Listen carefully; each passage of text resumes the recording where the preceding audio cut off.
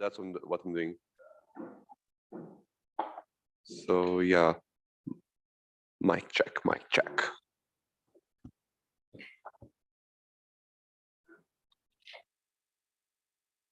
Nothing. You don't hear nothing. There should be some seconds delay between the works. We hear it as well here. So, Lucia, you should.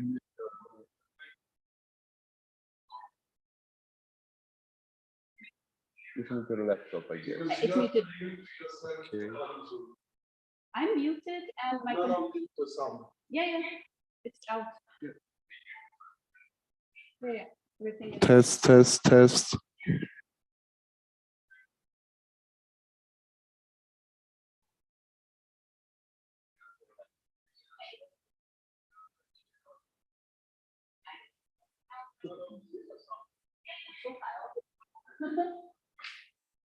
I think I have to mute the output from here.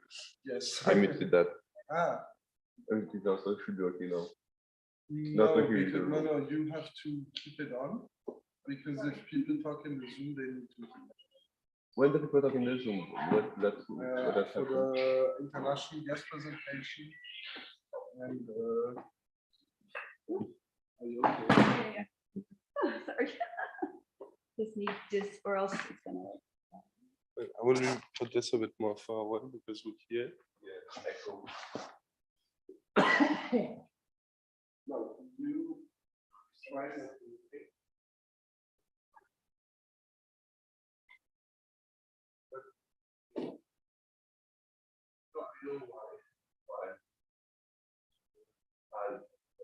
You have the sound of the dance. Now it's fine. Oh, wait, it's fun. Wait, the nice street, they see the. They see the whole panel? They see us, yeah. They see us? Yeah. Yeah. Yeah, I mean, I can also. But that's okay. That's fine. We can put other people so they can see the room. Yeah, we just put it on. I didn't put my camera. This mic. How do you want to? All right.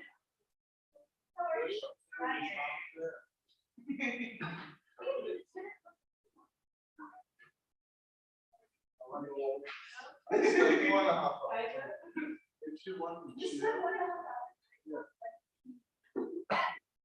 you can have a.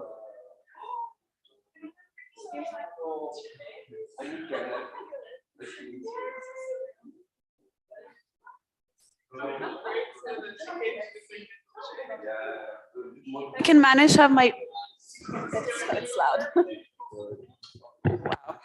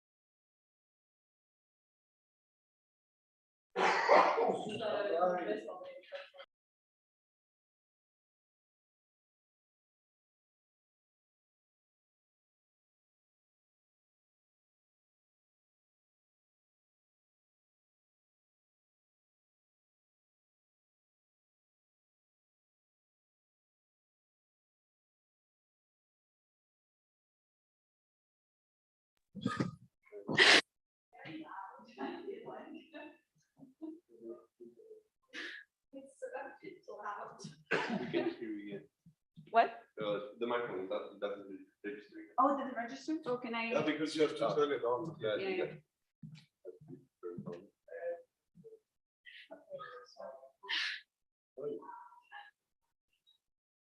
Yeah, it's not connected to the computer. Oh, then we cannot use this.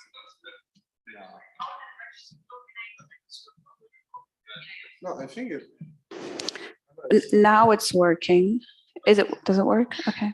Wait, I have to turn that on off. Yeah.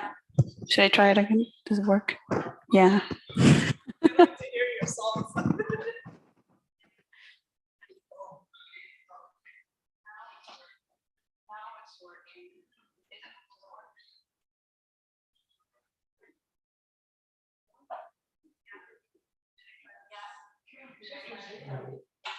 Okay, so it works.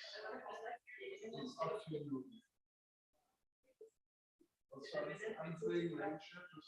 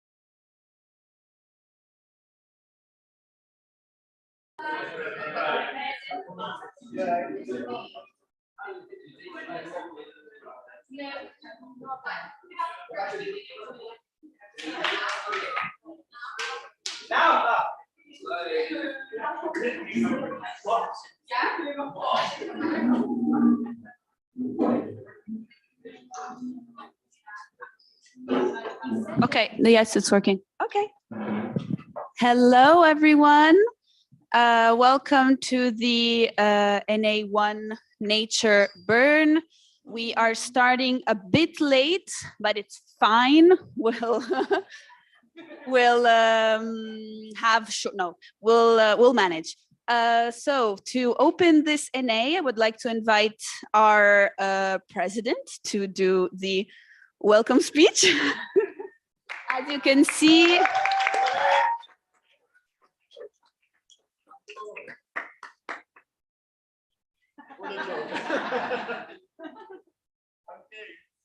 so hello everyone. Yeah, sorry, mic working. So hello everyone, welcome to Bern. I just want to start this speech by saying it feels so great to be sleeping in your own town during DNA. It's the first time it happens, and it's really a pleasure. Yeah, I just want to start this also by saying thank you to everyone that attended the DNA.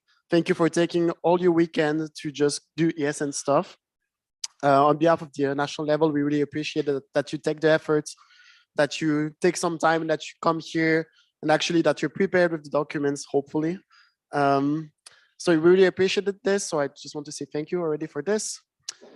And yes, also, I just want to say one thing. I don't know if you want to talk about this after, maybe. Yeah, no, I think we will talk about this after. Okay. Yeah. So I want to say thank you to all of you, of course, but most importantly also to the OC. The OC did a great job. Especially, I could see it a bit behind the scenes since it's now my home section, and they've really put the efforts. I really encourage you to say thank you all the time and really to appreciate what they've done with the social program. I think you will really enjoy it as well, and the food and everything. They really put the effort. So really thank you to the OC. But a part of the OC, I also want to say a big thank you to the national level. I think the whole national level really worked very hard, especially in the past weeks, to make sure that you have all the documents in time, that all the documents make sense, and that they're properly done. And there was really a big effort from the national level that I could see. So I just want to say also a big thank you to the national level that really worked very hard on this. And I mean, not just on this, because there's always other stuff as well, like their social life, like their work, like everything, so that they put the effort, the extra effort to work on this. It's really appreciated. And yeah, I think that's it for me. I really encourage everyone during these 2 days to ask questions. That's also one thing that I want to emphasize.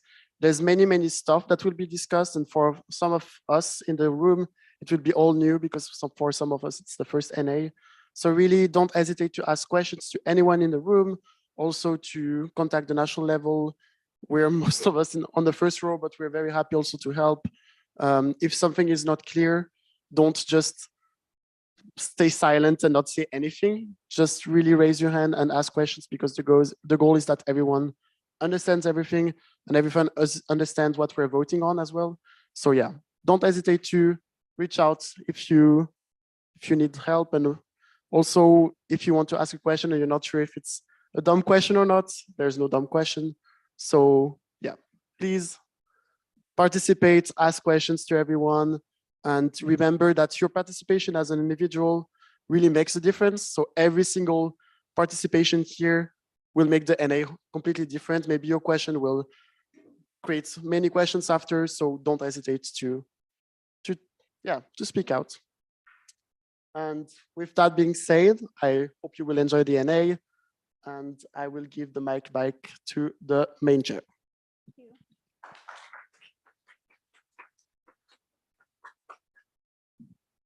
Great. So now we have the pleasure to leave the Zoom to Eiberg, our international treasurer from the international board, who is joining us from Rus, Turkey. Okay. Frank? Well, he will tell us where he's joining us from. And I'll leave him the floor as soon as we manage to put him on the screen. No? Why?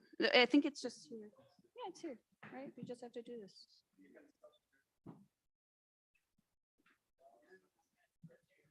No, but he's connected there. How do we do that? You can Should I just unmute Eiberg. what? Hello. Yeah. Do you hear? No, but we don't see him. Ah, we don't No. see him? We don't see him. Right. I also opened my camera. No excuses. Ah, here he is. Yeah, yeah. I know, because you have to do it on yours. Yeah. Oh, I'm spotlighted. I get the notification. I don't know if he sees us. Yeah, but he sees. Yes, yes. What a fantastic setup. Can I go with the main chairs? Okay, you have permission. Nice. Because as you know, main chair is the supreme power of National Assembly, so everybody needs to respect that power. Okay. Good morning, dear members of the Erasmus Network, Switzerland, fellow leaders, fellow local boards, and dedicated students. It's both a privilege and pleasure to address you today as the treasurer of Erasmus Student Network and from the international board side. Of course, I wanted to prepare a speech for you, but I was not able to do it. So I will do YOLO and the improvisation, and I think this is more sincere for you. Firstly, allow me to thank you with my warmest gratitude about your tireless effort, sleepless nights, and countless hours you have dedicated to make this network thrive the commendable experiences. Your dedication is very reasonable. We have been able to touch many lives and create lasting memories for all the exchange students. As we celebrate our success, I also want to reflect another backbone on our operations, which is finances. I'm pretty sure Elena is clapping me there when I say this. While it may seem mundane to some of you, our financial health dictates our capacity to dream bigger, reach further, and support more students. Whether at the local or national level, financial management is not mere administrative task. It's a strategic responsibility. It's about securing our present and crafting our sustainable future. This also brings me to the point that think of our organization tree. The event, projects, initiatives are the fruits and the flowers, which are visible achievements, vibrant and valuable for everyone because they are visible. But the roots of this tree, which is often unseen, are our finances. They are nourish and stabilize, ensuring our tree stands tall through the season of changes. And also, I would like to highlight another point. This brings me to the essential aspect of collaboration. ESN International is not a distant entity to you, to ESN Switzerland. We are your closest partners. By intertwining our strength and resources, we can achieve distances unimaginable on your own. Our expertise, shared experiences, and unity in purpose making us unstoppable force. So let's unite this energy. I encourage each one of you to reach out, share your ideas, your concerns, and your aspirations about ESN and ESN Network. Furthermore, I cannot emphasize enough how vital open communication is. Our doors are always open and our ears are always eager to listen. Let's cultivate an environment where every voice is heard, every question is answered, and every idea is celebrated, which starts with your local assemblies, then your United Nations assemblies, and finally, your elected members are coming to General Assembly to make your voices heard. Don't forget that. Corner them, tell them to bring your ideas to GA, and tell them to bring your questions answered to the International Board. I don't want to steal so much time. In wrapping up, let me say this. The future of Erasmus Student Network is very bright, not just because of our past achievement, but because of potential I see in this room with this amazing camera, which I never expected. Together, we are the guardians of legacy and dreamers of an inclusive and interconnected future. Once again, thank you for unmatched dedication, unwavering spirit, and your belief in the power of the Erasmus Student Network as a part of Switzerland. Thank you very much, my friends. It is very big culture for me to come to Swiss events, open the events, BFCs, national assemblies. Thanks to Elena, which is always inviting me to the event. I love her. She's my queen bee in the financial part of our work. I wish you the best National Assembly. All glory for ESN Switzerland. Don't forget to corner your national board. Don't forget to roast them in a good way. Eh?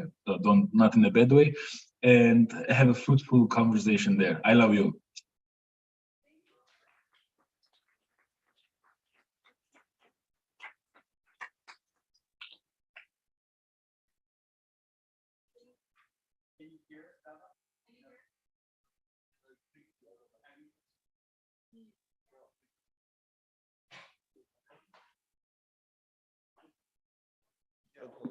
Okay, so can you hear us now?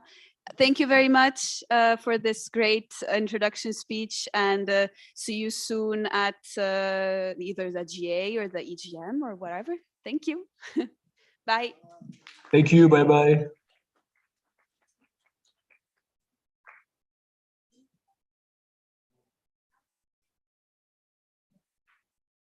Okay, so here we are back to our NA.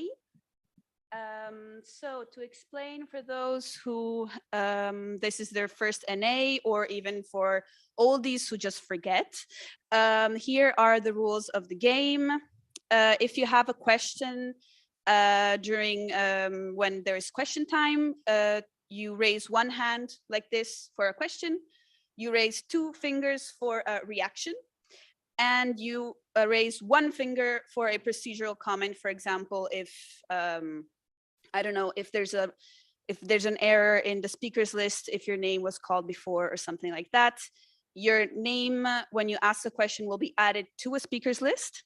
And please wait for the chairing team to call your name. It's very important. When you, like we've already done today, to express appreciation, we do this. To not make too much noise, to ask for silence, we will do this. And I will hopefully not do that too much. When you speak, please state your name and section. It's very important for the minutes and for our vice chair. Be clear and concise in your questions and your answers if you're the person here presenting. Maybe write down your questions. That's always something that can help. One question at a time per person. If you have two questions, your name will have to be put again on the speakers list. Exactly. Respect and inclusivity. This is very important for us in ESN Switzerland. Please be respectful towards each other and in any situation in this National Assembly. Please remember to speak in English. We all have our mother tongues, but for everyone to understand, please speak in English. Please use inclusive language if you can. Please use inclusive generalizations. It's quite easy in English. People, folks, ESNers, humans, something like that. Be considerate with people's pronouns. Try not to assume.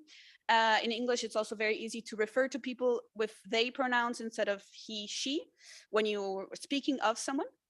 And please remember the code of conduct. If you experience any violation of our code of conduct, you can contact someone from the national level, from the organizing committee, from the CT. Please, we want to create a safe space, so come to us or whoever you actually feel safe with. And voting rules. So we will do quite some voting today and tomorrow. One section present equals one vote. Simple majority, unless otherwise stated. And we do secret votes when it regards a person. So you will see tomorrow that today there will be some presentations for candidates, and that's secret votes. Our code of conduct that I cited before. is something that we have in place nationally and internationally, and it's something that sets out so that every person here feels safe, included, and respected. And we don't accept any form of bullying, harassment, violence, disrespect here in our wonderful ESN Switzerland network. Exactly, I think I've already said this. If you have any questions during these 2 days, please feel free to contact me, your main chair of the chairing team, or Niels, the head of OC, that will be presented later on. So without further ado, I'll introduce the CT, so us three. Myself, I'm Chia. I've been here for quite some time. I've been a member of ESN since 2018. I started in ESN Fribourg, then I went on to the national level as a national representative. I was member of the advisory council until the most recent thing on the national level was I was main chair of the Swiss Education Committee, and I am still active member of ESN Bern. And yeah, there are some things you can do. For those who were here on time and before, I put on some Taylor Swift, and that's always something that makes me like you if you want to be on my good side. Then I'll present, or if you want to present yourself, yeah.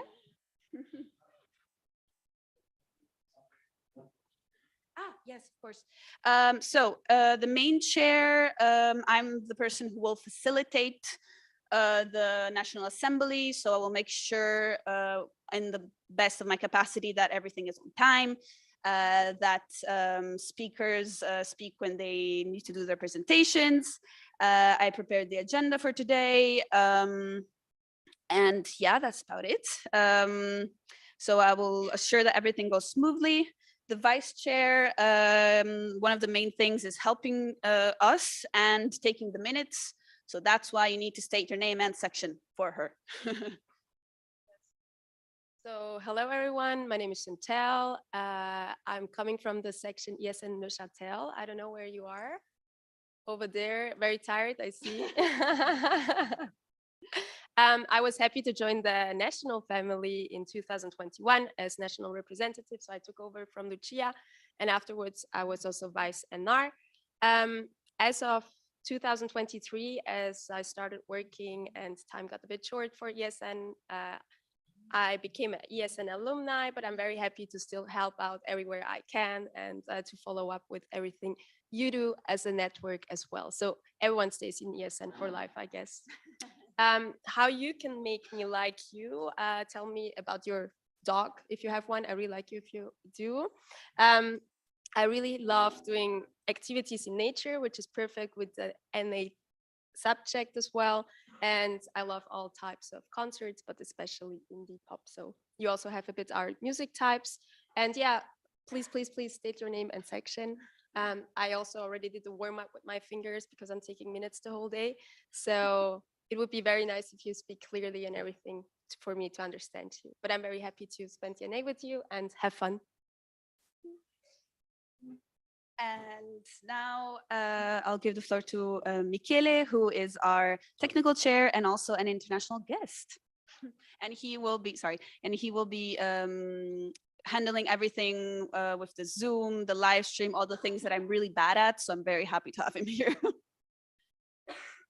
Hello, everybody. My name is Michele. I'm coming from ESN Romania, local section Târgu Mureș, from the youngest section of ESN Romania. Actually, I'm really excited to be here, and let's make this NA one of the best you had. Yay!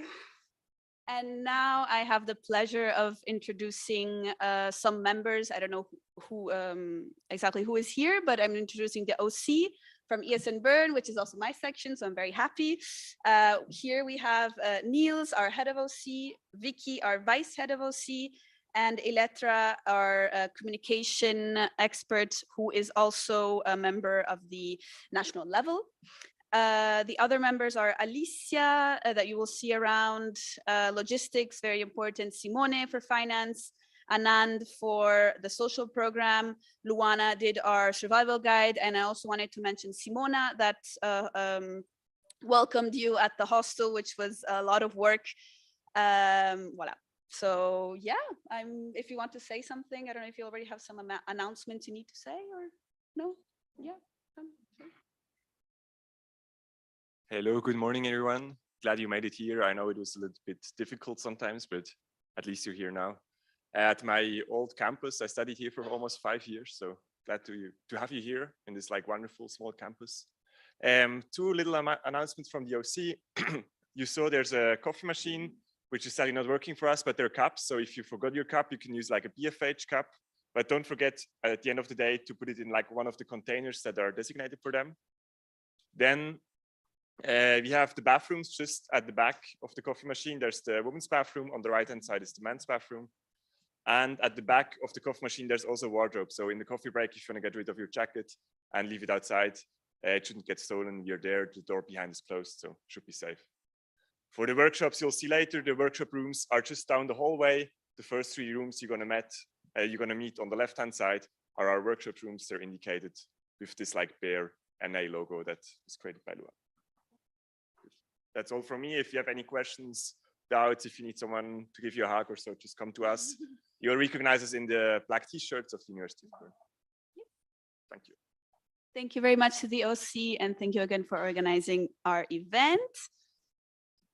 So first vote of the day, we're going to do the quorum check. So figuring out which sections are present and how many. Do you all have your voting devices? I'm guessing yes. Perfect. So the quorum check, you will have to respond to the question, do you like to go camping? Either yes, no, abstain, and I'll start now. So, and you raise them up high so we can count them. And then we will elect the scrutinizers. Okay. So sections, are you ready? Do you like to go camping? All in favor of yes. 1, 2, 3 yeses. Great. All those in favor of no. 1, 2, 3, 4, 5, 6. 6. Yeah. Yeah. And all those in favor of abstain. 4.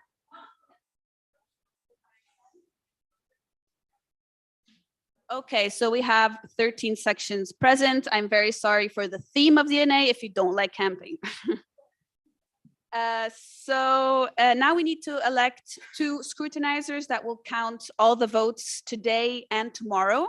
So it's very important that if you want to be a scrutinizer, you're here today and tomorrow, the full day.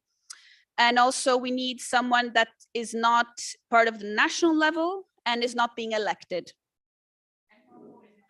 And not holding a vote, exactly. So exactly. Do we have any volunteers? Perfect. So are you an international guest? Perfect. That's fine, right? I think so, right? Yeah, it's fine. Perfect. So you can come up here, and we need a second one.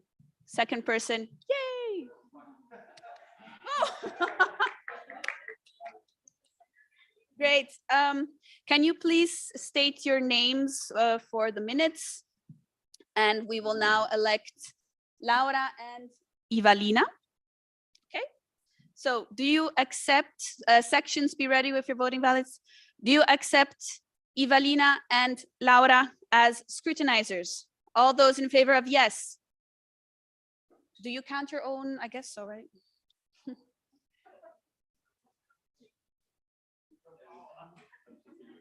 How many? 13 for yes. No. 13. Yeah. So one section is missing. All those in favor of no? Nobody. All those in favor of abstain? No. So Laura and Evalina, you have been elected our scrutinizers. And please stay here. We have some votes to do right now. So do you, sections, do you approve the chairing team? All those in favor of yes? Now you can count.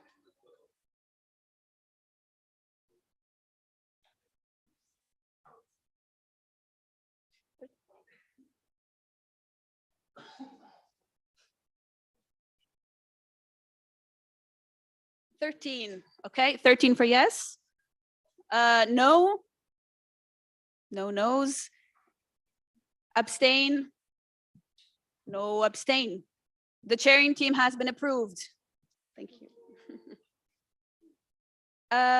So now we are voting for the agenda of this National Assembly. All those in favor of approving the agenda? Do you approve the agenda of this weekend?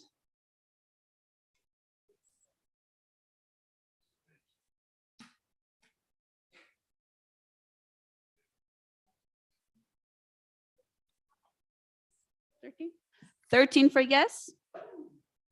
All those in favor of no?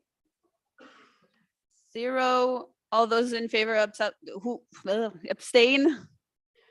0 abstain. The agenda has been approved.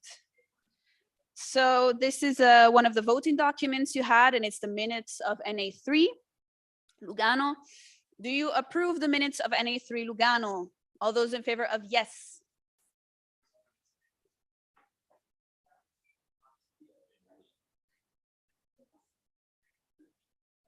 13 yeses. All those in favor of no? 0 no's. Abstain? 0 abstains. Cool. The minutes of NA3 Lugano have been approved. Great. And now we already up to our double track.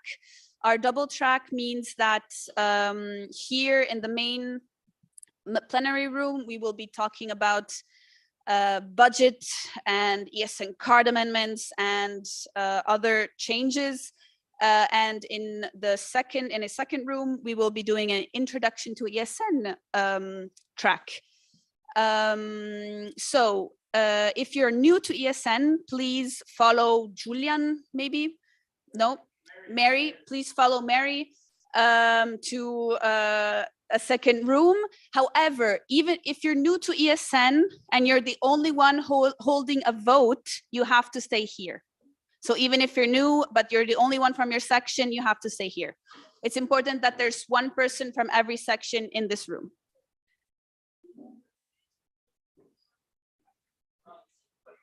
Yeah, I would say, like, if you've been in ESN for, 6 months to maximum 1 year, go to the introduction to ESN Switzerland. Otherwise, please stay here. It's important and it's interesting stuff. You know what you are, so, Julian knows the rooms. I would follow Julian. Julian? Okay, so is everyone old? Everyone's old? Okay, I mean, you don't have to follow the introduction. Yeah, international guests, I think the introduction to ESN Switzerland is more fun than here for the international guests. Yeah, no, it's fun here as well.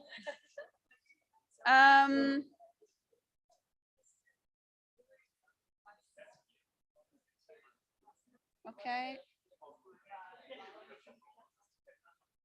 Okay, so everyone here, okay. Anyone else that wants to join the newbie track? No? Cool. Then let's start here.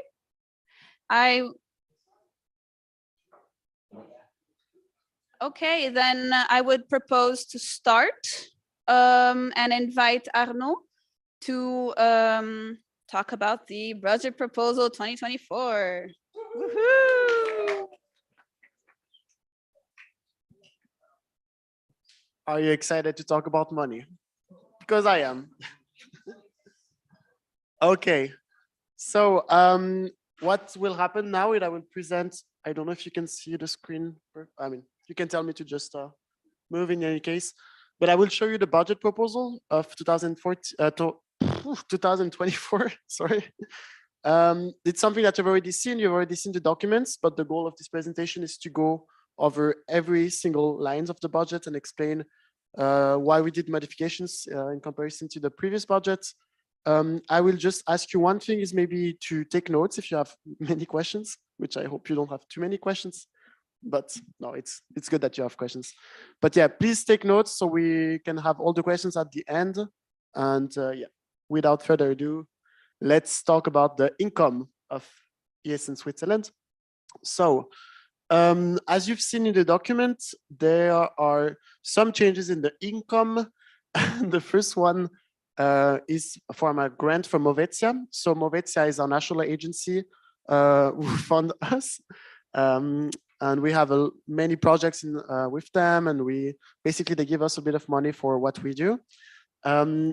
Just to give some context, in the past years, we've always asked for 25,000, and we had 20,000 last year. We had 20,000 the previous year.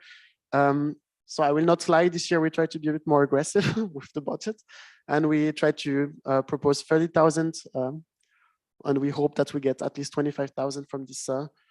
That's for this reason that we go a little bit over with this grant. So that's the first big income that we have. The second one is from so it's the Bundesamt für Soziale Versicherung, or like Office Fédéral des Assurances Sociales. In Italian, I forgot the name, but it's for the insurance. That's the confederation that actually fund us, and they fund half of our expenses from the previous year. So since we had a tiny bit more expenses than the year before, we will have a small increase in this. Then there's the ESN section membership fee, which always stays the same. So you pay 220. The ESN card, we put an increase in the budget. I think you will think that it's about the possible increase of the price, which is actually not the case. It's because we are expecting to have way more ESN card that we will sell next year. Also, next year there will be ESN card that will be a bit special. It will be for the anniversary of ESN. So you will have a special, really fun card, and we expect that we will sell a bit more also with this. So that's why we put an increase. But also maybe one thing that you can take into consideration is that last year it was 9,000, but the year before it was 13,500. So we're kind of going back to normal as well a bit.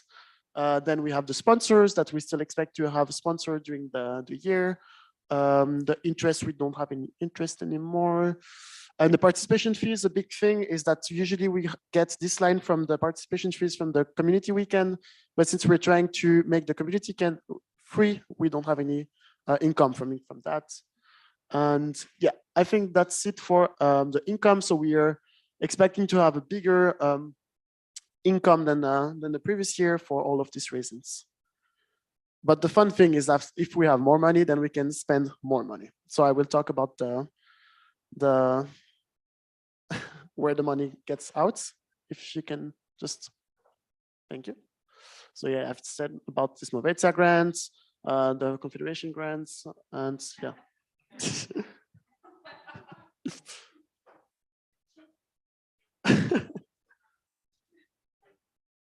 Just take your time.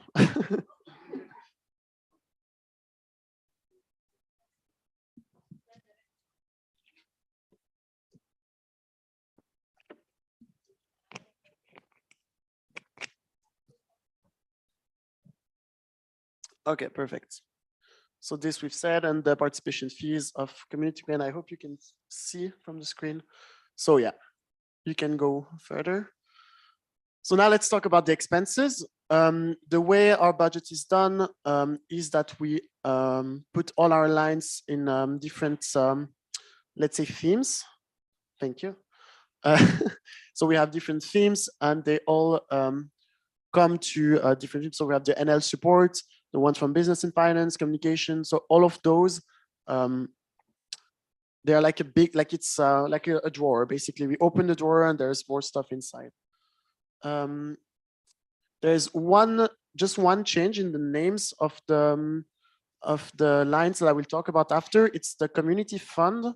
It's the 4055 community fund. It used to be called community meeting, and I will explain why it's called community fund now, but that's the only change in the lines of the budget. The rest, I mean, the amount is different, but the names and that's the only change. Basically, the rest is all the same names as the previous year. So what's new? There's not much that is new, but we still have some small differences from the budget from last year. Let's start with the travel expenses and training and development and IB member, which is an NL support. This is actually no changes. So we still have this for the travel expenses of the NL members inside Switzerland. And this is with our sustainable travel policy for the international guests maybe that are still there. It's a policy that we basically fund,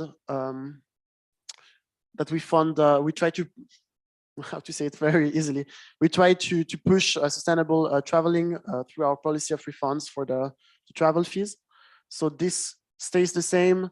Then training and development, it's also quite similar. So this is for the national level. We have a transition meeting where we kind of kick up the year, which we did in August, but we also want to have an extra training event and also a small gathering event. So yeah, that's also to pay if we have external trainers. So that's for this line.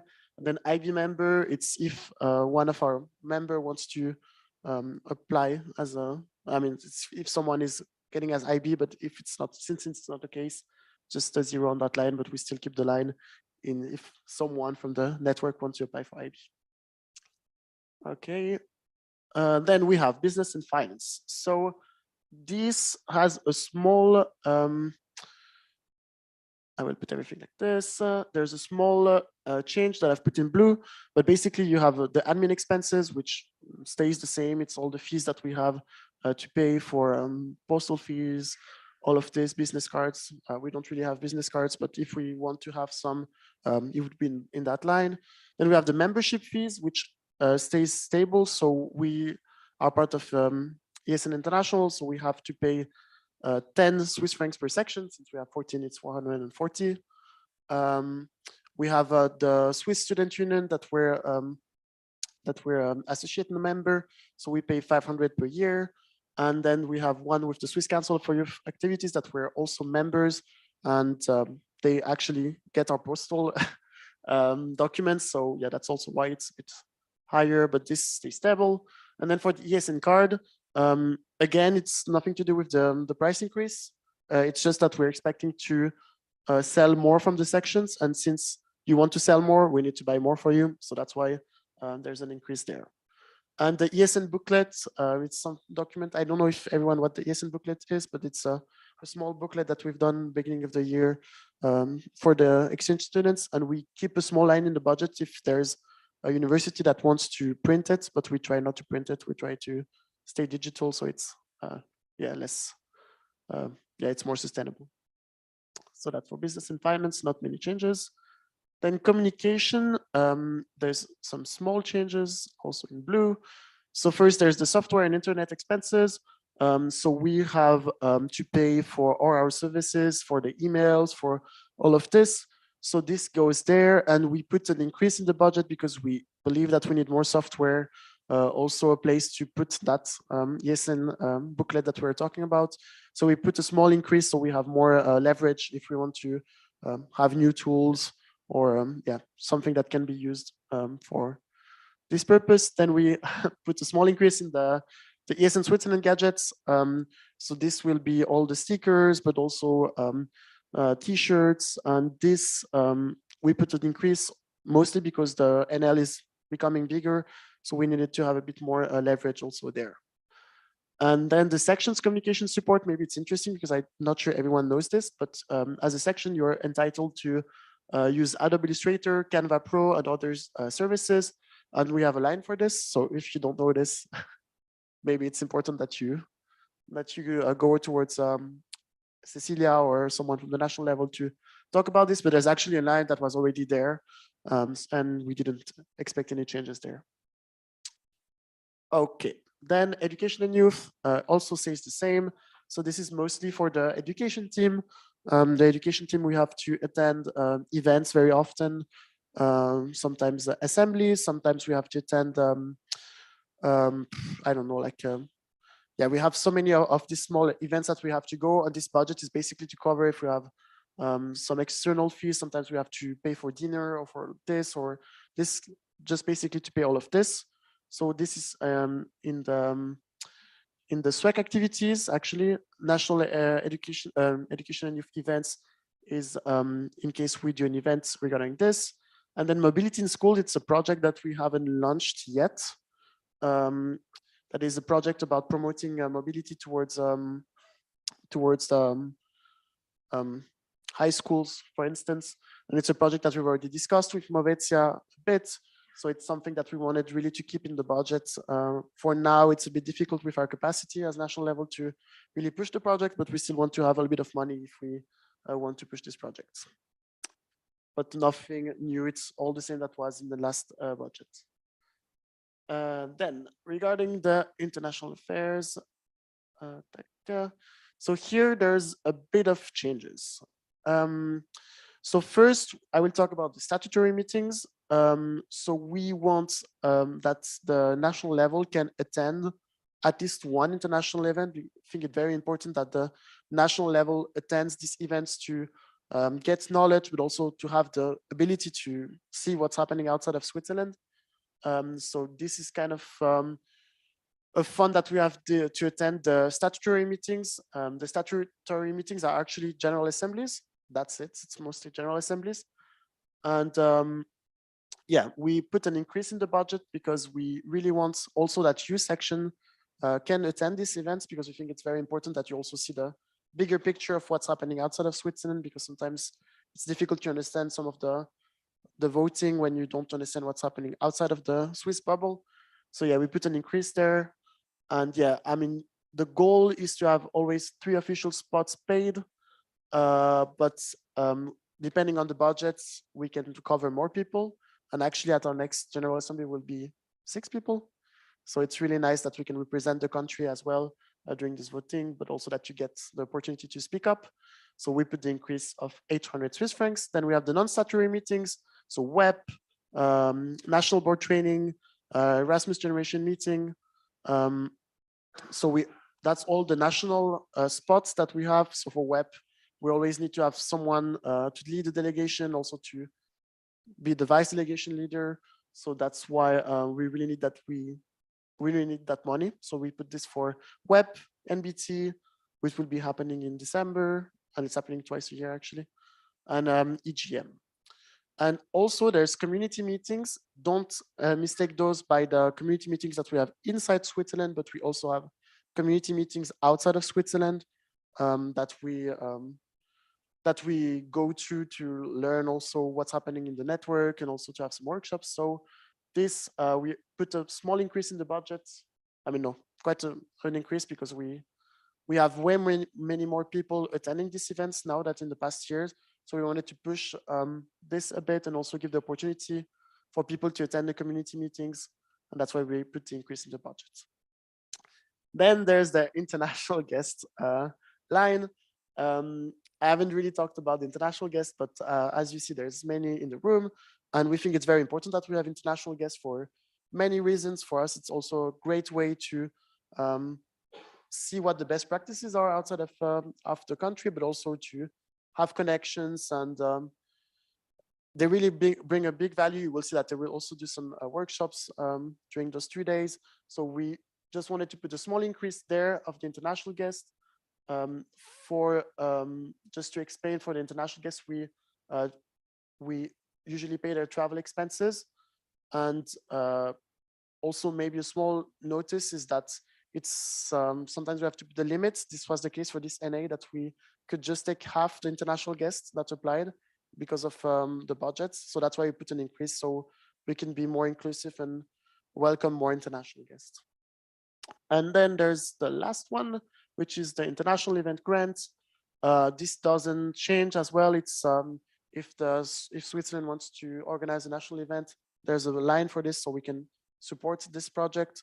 It was the case when we did NBT 2 years ago. So yeah, that's also the line that if you want to organize, if you want to be the OC of an international event, know that there's a grant for it. So this we kept the same. Yeah. Then the big one, network and development. There's also many modifications, but there's a big one that okay, I'll put this. Yeah, that's a lot of information. So first we have the supplies. This is when we have the chairing team that we're trying also to provide them with some stuff. Also some essential equipments when we need to buy multi-plugs, all of this goes there. When we can need post-its, we can need many things, and this all of there goes there. We didn't expect an increase to be there. Maybe the big difference that you have noticed yet is the National Assembly. So as of now, all National Assemblies get 3,000. We really want to be able to push the sections to do the National Assemblies without being scared of their financial situation.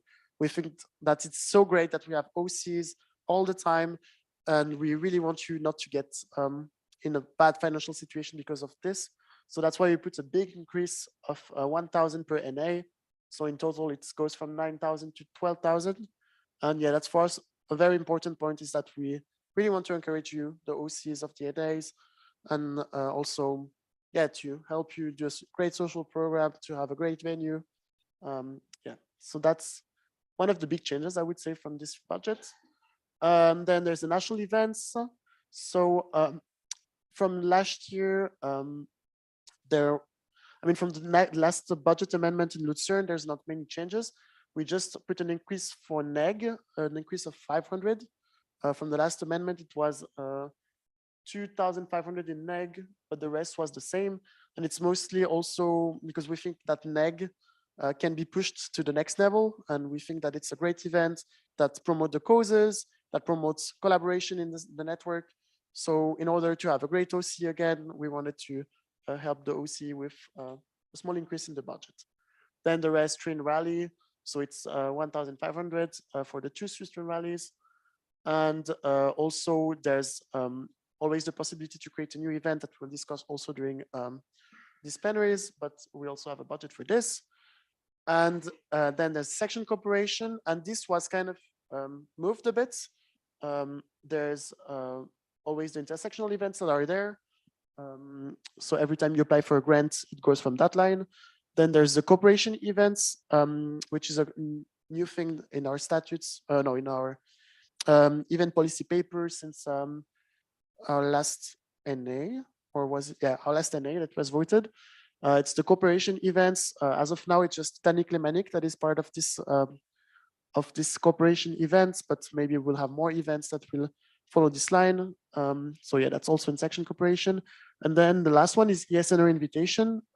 This used to be in the budget, but in I think it was in section support. Yeah, in section support. So now we move this in section cooperation because it just makes more sense, because it's about cooperation, not really support the section. So that's why also there's an increase. No, there's not an increase there. No, there's not an increase there, but that's because we also put other stuff. I mean, you will see. I will move to the next things. Yeah, so as I said, yeah, ESN invitation, I've put in orange because it was removed from there. It was put on the other one, but then there's the section support also for the official delegates of each section. Since the last amendment in Lucerne of the budget, now we also pay for the travel fees and also the participation fees for DNAs. But there's also the AC members, the alumni members, all of this is in that section support. And there's the participation fees for the events where the sections don't get the support from the IROs, for instance, EGM. And there's a travel support. So all of this is all in section support. It's a big line with many different things that goes under section support. But yeah, just a small comment is that the ESN invitation gets put in another line. Then there's the new community fund. Actually, the reason why it's new, it's we didn't keep community meetings because for us at the national level, it's a bit confusing. Sometimes we see community meetings and we think that it's our international community meetings, but it's actually about the internal community meetings that we have in Switzerland.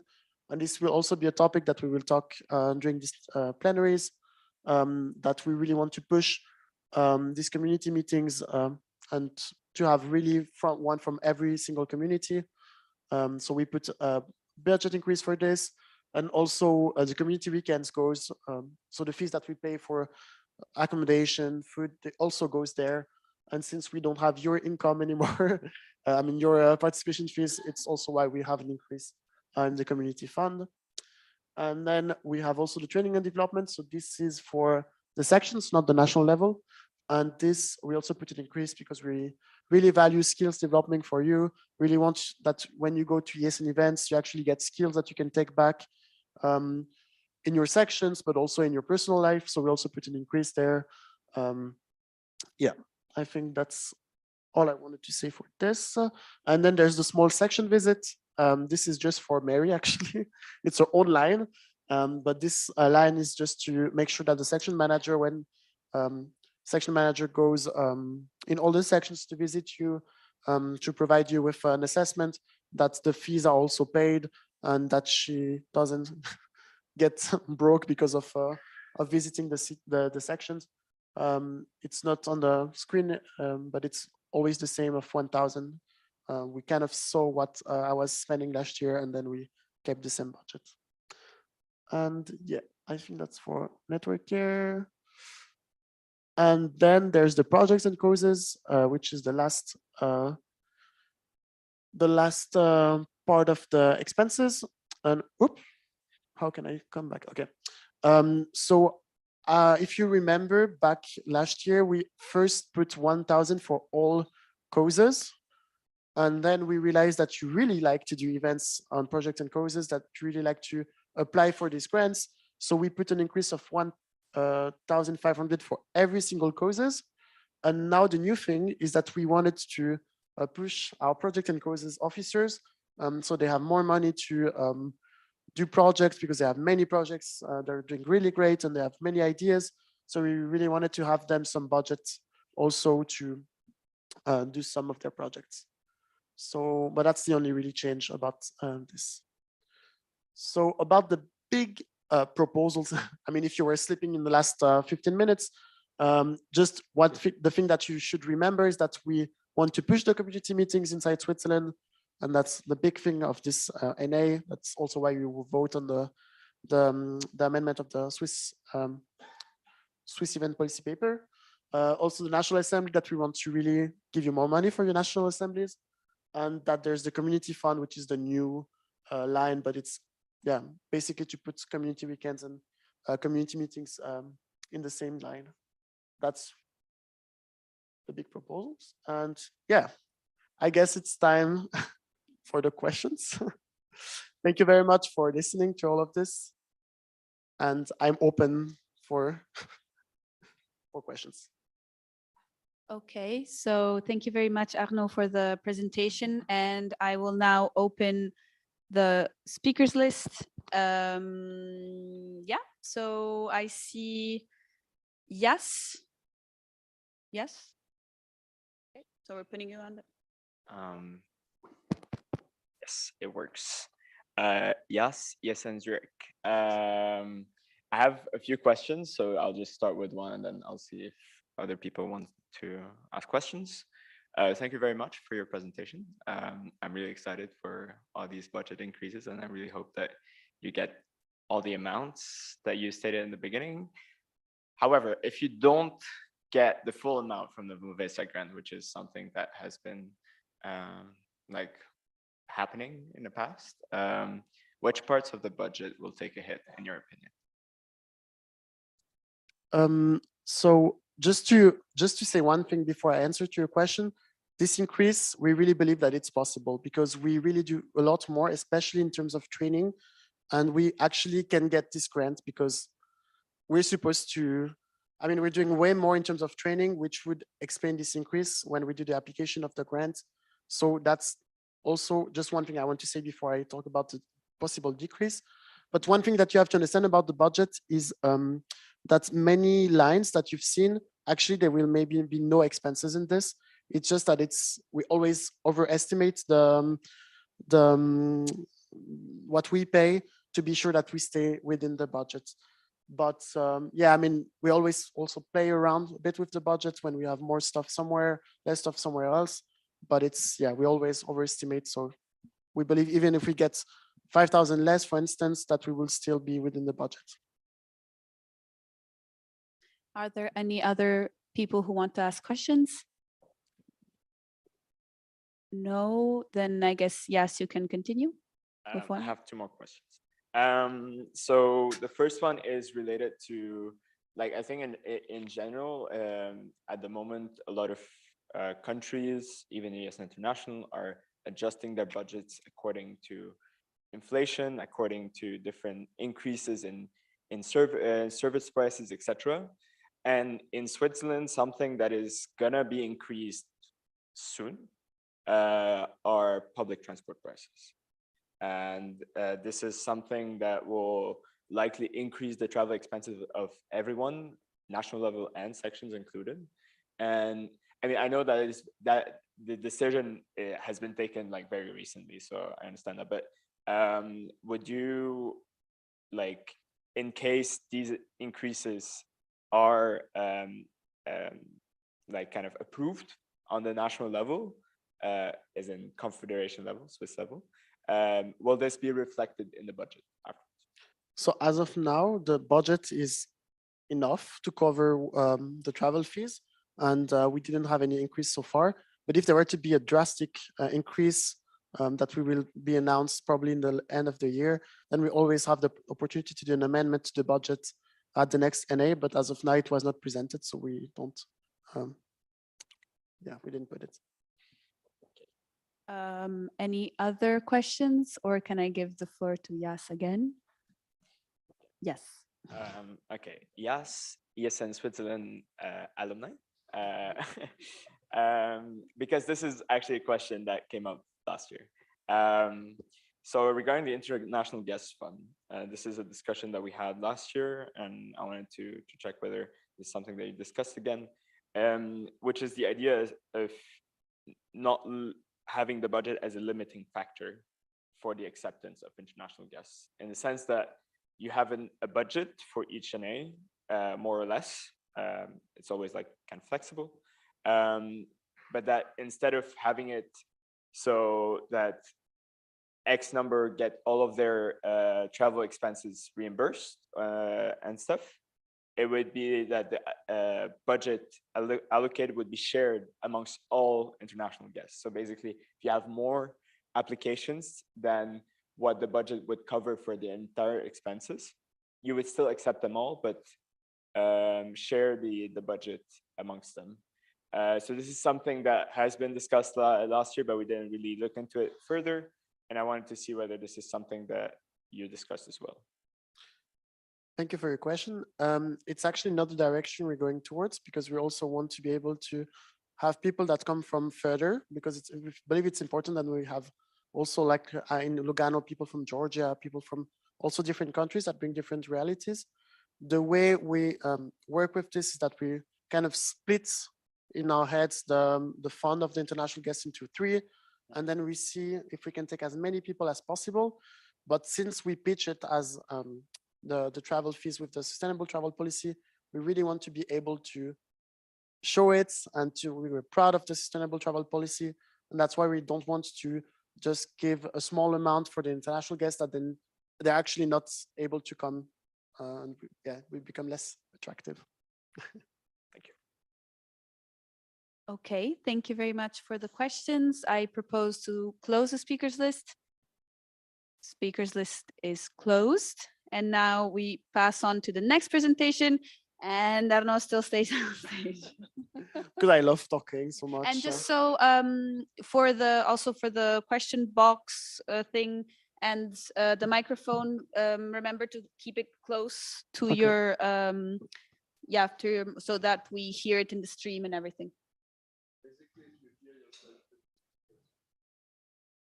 Okay. But yeah, don't hesitate to interrupt me if you, okay. So I will present an amendment, the ESN card price amendment. I don't have much time to explain this, and it's actually something that I think deserves some explanation. So where did I put the up? So I will try to keep it short and sweet, but don't hesitate to also ask questions during the coffee break if it's not clear. So we put an amendment for the ESN card in our standing orders. Before it was not present, so we had nothing about the ESN card in our legal documents, and we put a stable price, which is the price to which you, the section, are buying the cards from us. And we also put the modification that if the ESN International do a modification of the price of the ESN card to which we buy it for you, then we also have the leverage to do modifications to ensure that you have a good financial well-being and that us as ESN Switzerland also have a good financial well-being. So it just basically the reason why we put this amendment is that we want to be able, without to propose a budget proposal every single time there's a modification, to make the modifications to make it basically that you get a good price, we get a good price, and that we have the freedom of making these modifications even outside of the budget proposals. I have a small explanation. I think you all know from now that there will be a votation on the increase of the price of the ESN cards at the next General Assembly. We don't know how it will go. We really don't know. Maybe it will get declined, maybe it will get accepted. It's something that we don't know. But if it were to be accepted, we would have to take measures and maybe put modifications on the price that we pay it and that you pay it from us. So just to give a small background information for those that are not really familiar with the prices, ESN Switzerland now buy the ESN cards to the international level for €1.50 per ESN card. And then the local sections, you buy it for 5.6 Swiss francs. And then in your sections, you sell it between 10 Swiss francs to 20 Swiss francs. I think that's the current prices in the sections. So that's the current situation. And the small problem from this is that if the price increase gets accepted from the General Assembly in Turkey, that's the ESN card that you've ordered in September. Basically, there will be the price increase already applied to that order.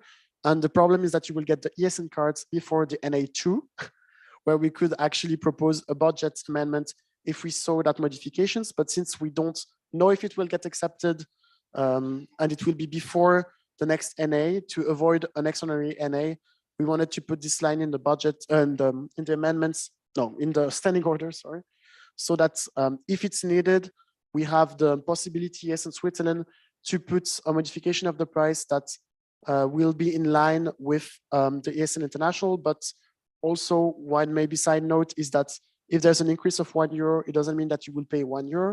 It just means that we have the ability to make these changes without any budget proposal. So this amendment is not about the price increase. Like, we don't talk about if you want the price increase to happen or not, just to give us the ability to make changes in the ESN card price. So this I've already said. So yeah, as I said, it's really just to give us the ability to make changes. And yeah, that's it. I don't know if there are questions. I hope there are. Yes. Great. So now we have questions, and I'll open the speakers list. First, we have Leutrim. Leutrim, ESN Lucerne. Basic test. I'm not sure it works. Wait 1 second. It's okay. I think it's working. Yeah. Okay. Yeah. So, Leutrim, ESN Lucerne again. My question was that I saw that they sent a huge ass documents about how we benefit from the ESN cards and why they are beneficial, but there was nothing like how much can we expect the price to increase. Have you heard anything about that, or do you know how far in advance that will be communicated? Because when they sent the documents, there was nothing about that. Thank you, Leutrim, for your comments, for your question, sorry. Just to clarify again, it's not about the ESN card price increase, this amendment. It's really about the ability to get to modify the price of the ESN cards. About this, there will be a consultation among the network on the 30th of October. I think will be with the LRs, and we will discuss all of these documents for GA. And there's also actually the price increase that is already discussed, but all of this will be a matter of GA and next consultation, but it has nothing to do with that amendment. So I see Daniel. Oh my God. Wow.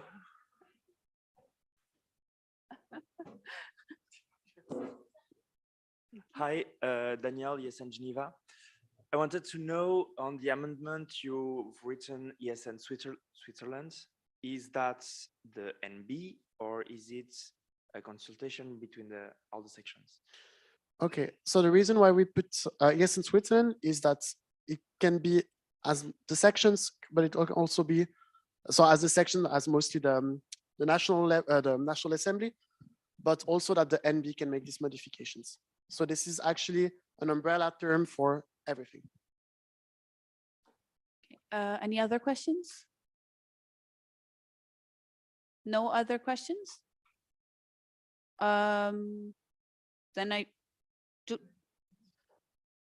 yeah, Julian. Oh my God. Julian, yes, in Switzerland. So I know this is a bit different, but also one of the motivation is that if the amendment at ESN International goes through, the price goes up to 2.5 euros, which also concerns the order we passed this autumn, which will need that we will need to bear the cost. Basically, that's also the thing is that in case it passes, we will have way more costs, which we will then need to adapt to the section so that you basically you would pay 5.6, would stay pay 2.5, which would make a discrepancy in our accounting, which then we would have to do budget proposals, like Arno said. And yeah, so this allows basically us to be more reactive. But of course, if we were to do this, it will not be done just the NB. I think we'll have calls with the presidents. We will have calls about this, just so we have the capacity to change it outside of the NAs.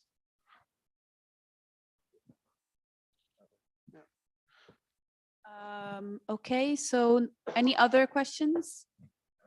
Yeah, I just want to react as Comment? well. Yes, of course. Yeah, also one thing that you have to understand, but I think it's what Julian said, but I just want to clarify as well, is that if we don't have the ability to make these changes before the NA2, it means that we'll have more costs, but those costs also means that we would have less money for other stuff in the budget.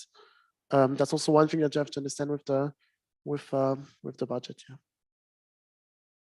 Okay, thank you very much. Any other questions? No, I propose to close the speakers list. No oppositions, speakers list is closed. Thank you very much. And now I invite Julian to the stage to talk about the amendment of the standing order.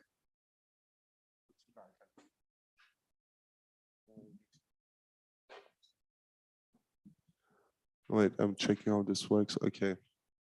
Julian, yes, in Switzerland. No. Okay, so this is a very short amendment. Let's say it like that. The idea of this amendment is just that we notice that discrepancy between what we do, because for now, how it always worked is the NB would propose amendments till 14 days before the NA. But actually, we noticed in our statutes that we didn't actually were allowed to, but so we did it. It has been done like that for many times, but it's just that the statutes were a bit ambiguous in how it actually worked. So basically what we just did, wait, can I point? Yes, I can. The NB or a single section was one line. So we merged 3 and 4, which is why here we just removed one. So that's in the statutes, but basically the whole amendment is just to allow the NB to propose amendments before, 1 month before an NA, no, between 1 month and 2 weeks, basically. And so we also had to change the standing orders, but here just which article they talked about. And yeah, basically that is the gist of it. So here you have it written if you didn't understand what I said. But yeah, basically it's just a modification because we noticed it wasn't written how it was going. And so it's a very simple but very important amendment, because in case this amendment doesn't go through, all the amendments NB submitted for this NA are not valid. So basically, I don't remember how many, but a lot of stuff will not be approved, and yeah, it will make a mess, to make it clear. I'm not forcing you. I'm just explaining basically the situation. But yeah, basically that's it. If you have any questions, feel free. Are there any questions? No questions? Are we sure? Okay, well then, thank you, Julian. And I propose to close the speakers list. Speakers list is closed. Thank you very much. This took way less time than we thought. So from the OC side, what they're telling me is that the coffee break stuff, the snacks aren't here yet because they're coming from Espar, I think. So we can, and also the ESN introduction isn't done yet. So either I can just say that we, yeah.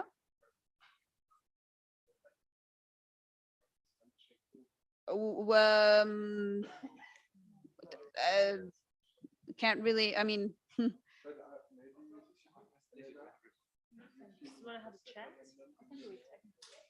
What? Yeah? Okay. Should we move the SEP? Yeah. Or I don't know, because it's important for us to newbies. Yeah, that's what I'm, the photo, group photo? No, because the newbies also. No, but the newbies, I mean, I can just, I can. Short. No, I don't know what we can do. Ask Inspect Partnership, I will see what the newbies are. Yeah. So we'll wait for, you can just, mingle and talk. We'll go check on the introduction track at what point they are. Otherwise, we can try and move something, either the group photo maybe, or, but yeah, just to talk. Socialize, yes, thank you.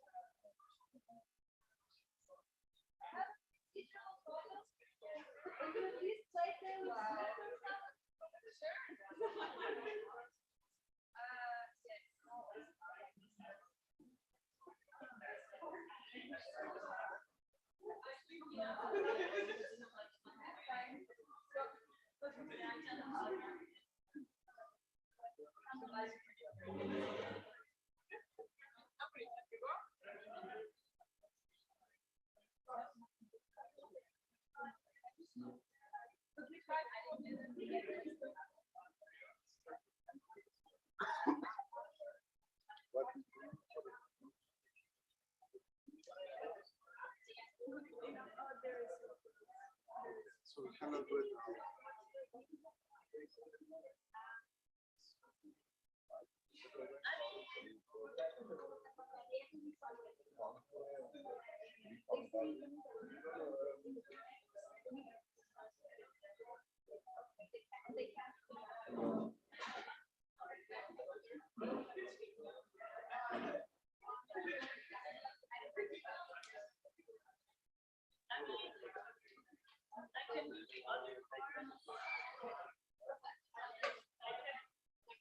No, but we stay step by step, but we can do the other parts.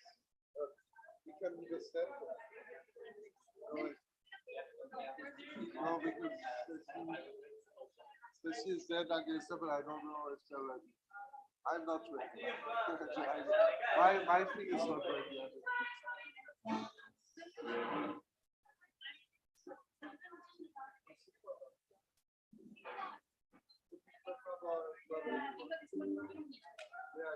Because also explain who can participate. I mean, in case, it's just like,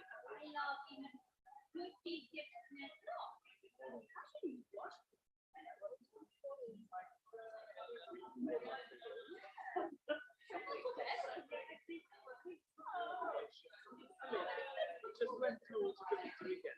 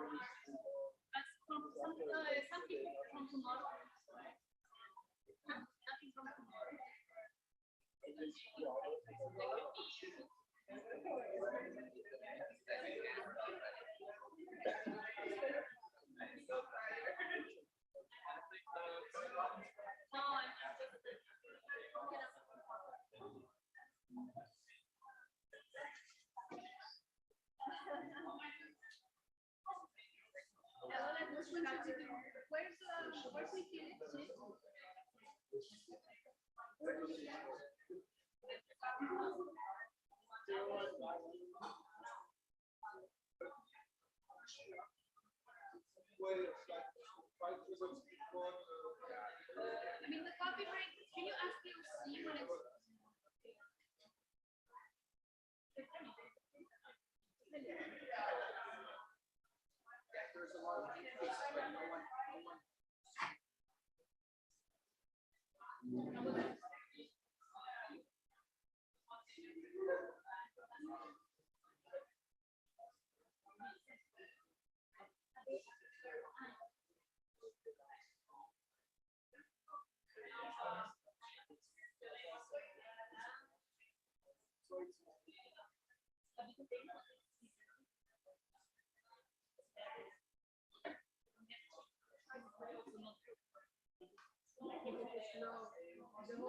you know, but this is like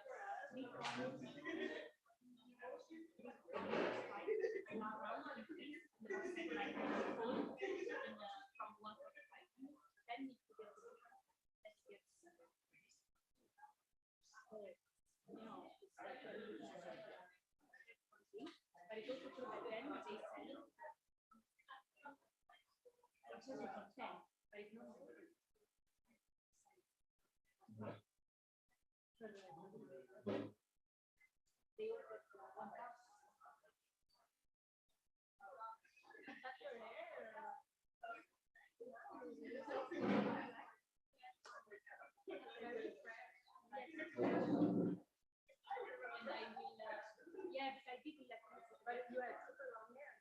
Yeah.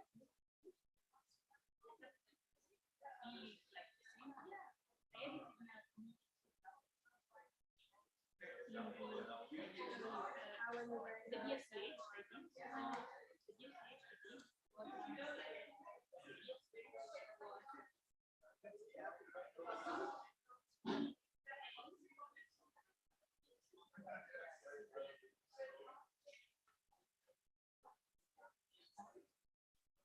But also when I went to the Netherlands.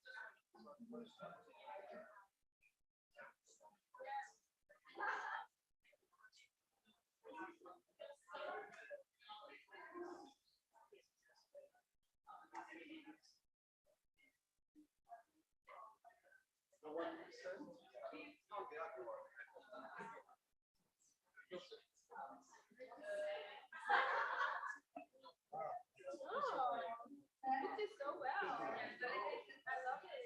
And then it was everyone. And then I said, the kids was good when you like this. Start to get longer. Yeah, then you don't have to. No, it's very nice. It's very nice. But in a way that they can. Yeah.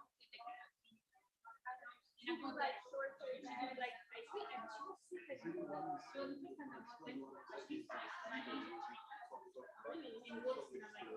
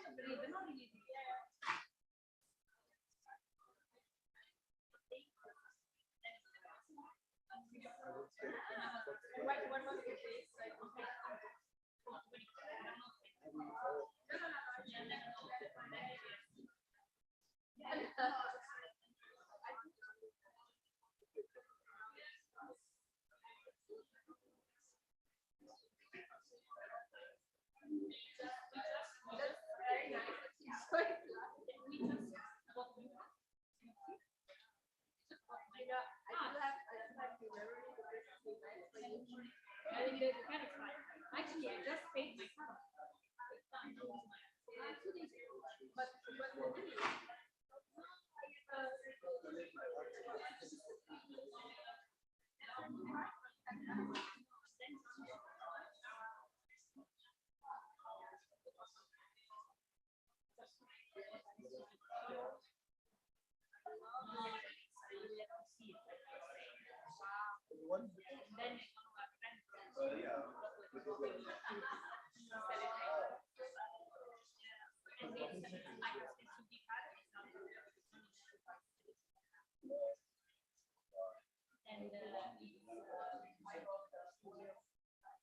Yes, thank God. He was taking a part. Girls are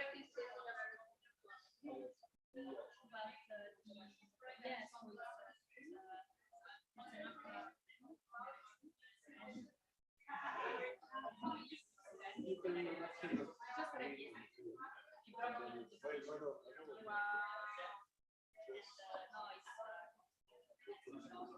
long route. We go from Davos to CC. Like, I mean, With the mini, it's a bit. we not even CC, and then we go to the end. And then it's like great, like non-stop. You do that travel for 1 day? No. You only stop in Rome and One normally it's the road and then it's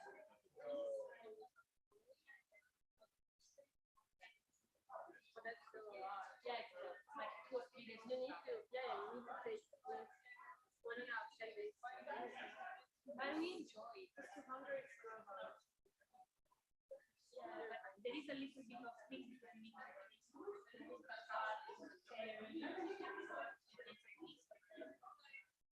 like long time. But so we do this and it's always and apart from the people, I mean, it's small, but it still works for them.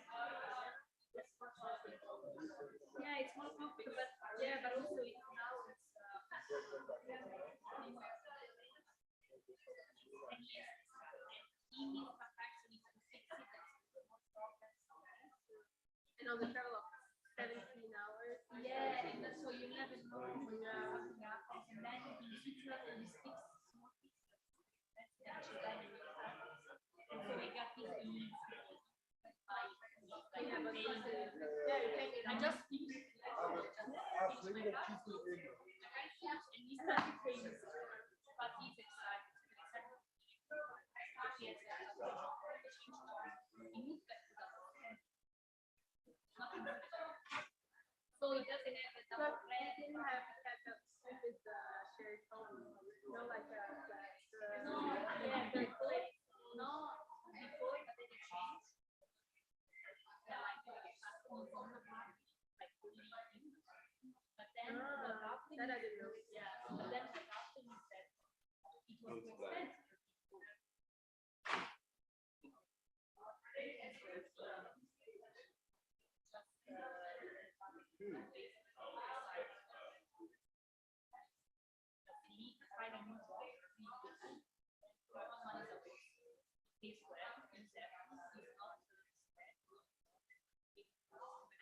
You can go every day to the gym. That's very important.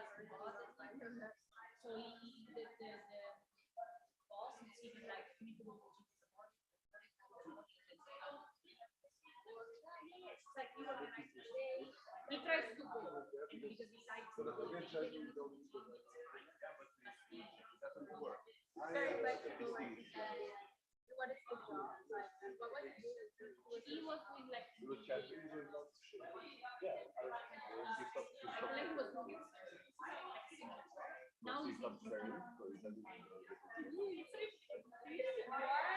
yeah, because he changed it's a smart guy. He was in the Department of Physics.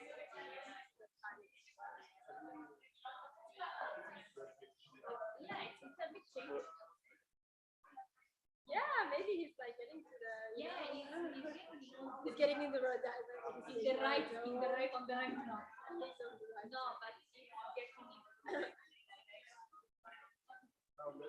Then we need to hide most of this Getting, you know, like settled now. That's good. That's very good settling. Now it only needs to be settled in the person. I will get it.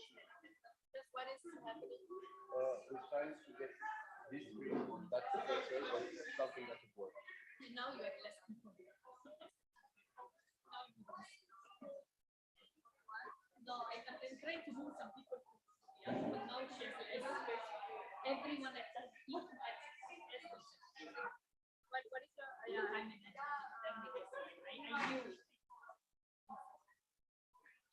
sorry people? It's just to random people. No, with the second. Yeah, the sharing one. What do we have?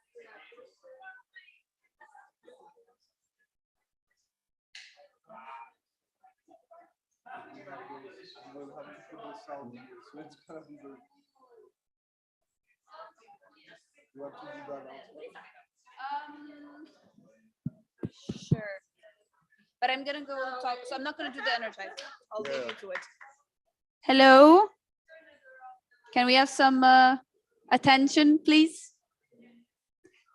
Thank you.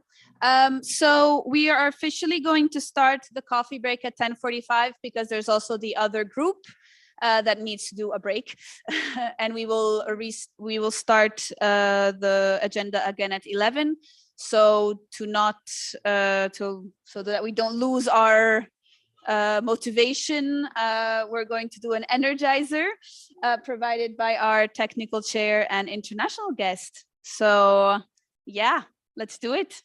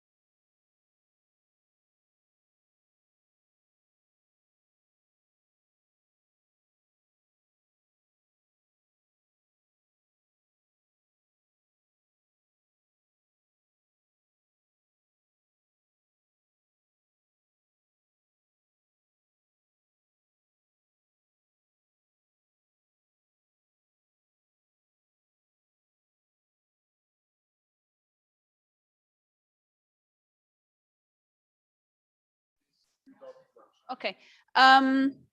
So I would like the, as we call them, the mothers and fathers of the families to maybe stand up if you see your name on the board.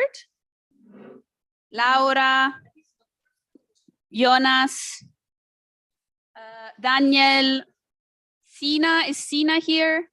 Perfect. Akraf, are you here? Yes, perfect. Sorry.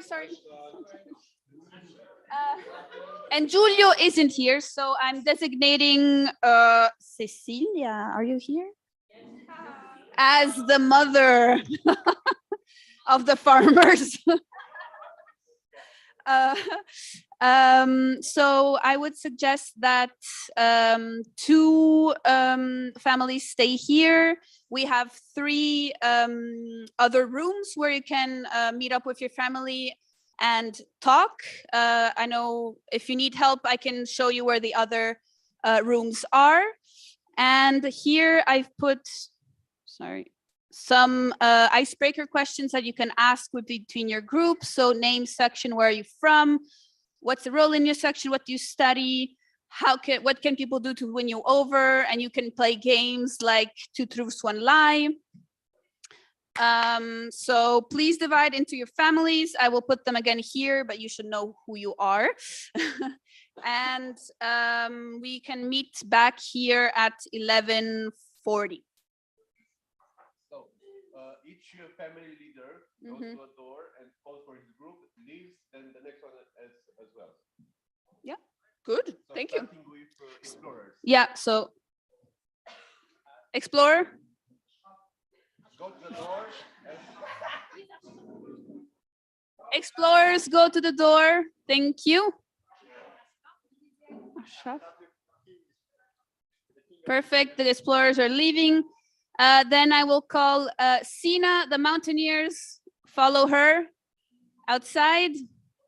Mountaineers, let's go.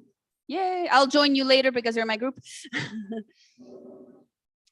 Wild animals with Jonas.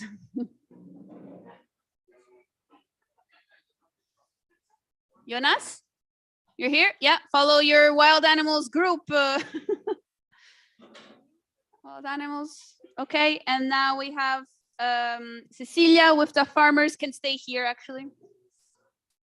Farmers stay here, but assemble next to assemble. And I would suggest also Daniel, but you can go on the other side. So Daniel with the skiers. And with the last one is Laura, who can also go out and find a place outside. Laura with the hunters. Ooh, ooh. And please be back at 11:40. Thank you.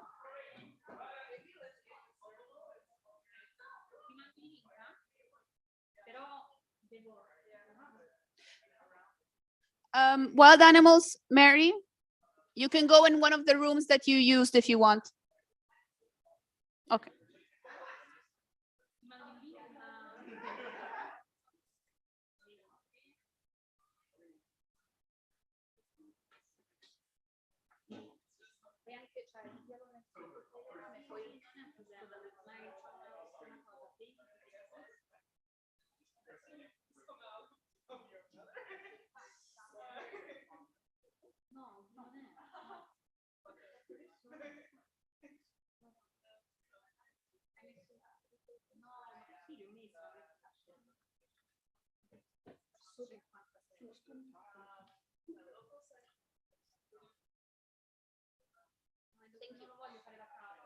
I'll send the picture also to the group.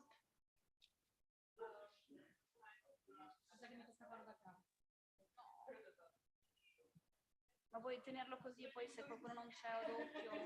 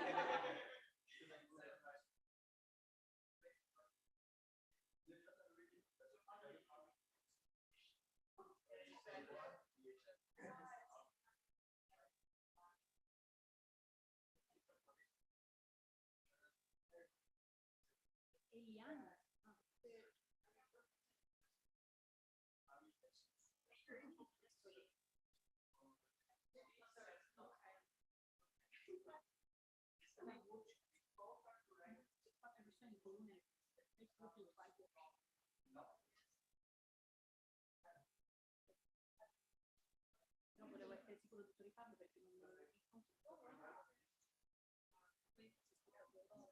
no, no, ma adesso mi devi scoprire, però tanto sapevo i primi due skills e ovviamente io mi tolgo da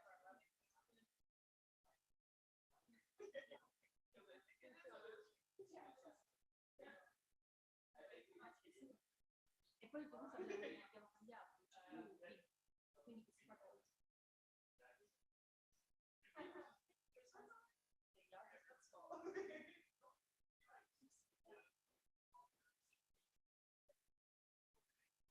sei bisogno adesso che sono qua ho tutto il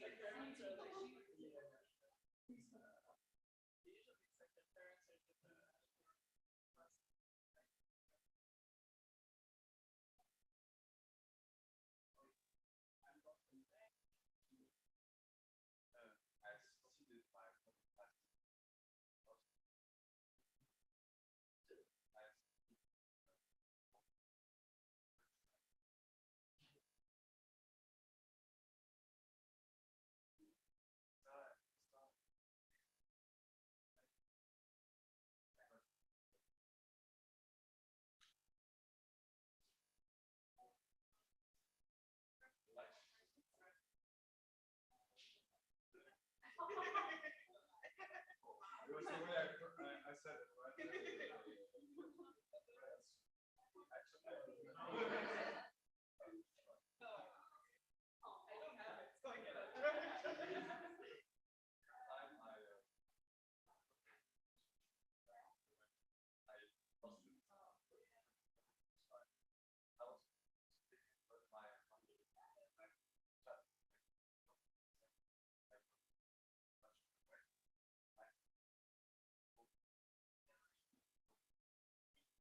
yeah, like a good ball, I will do the right and the my perspective to the right.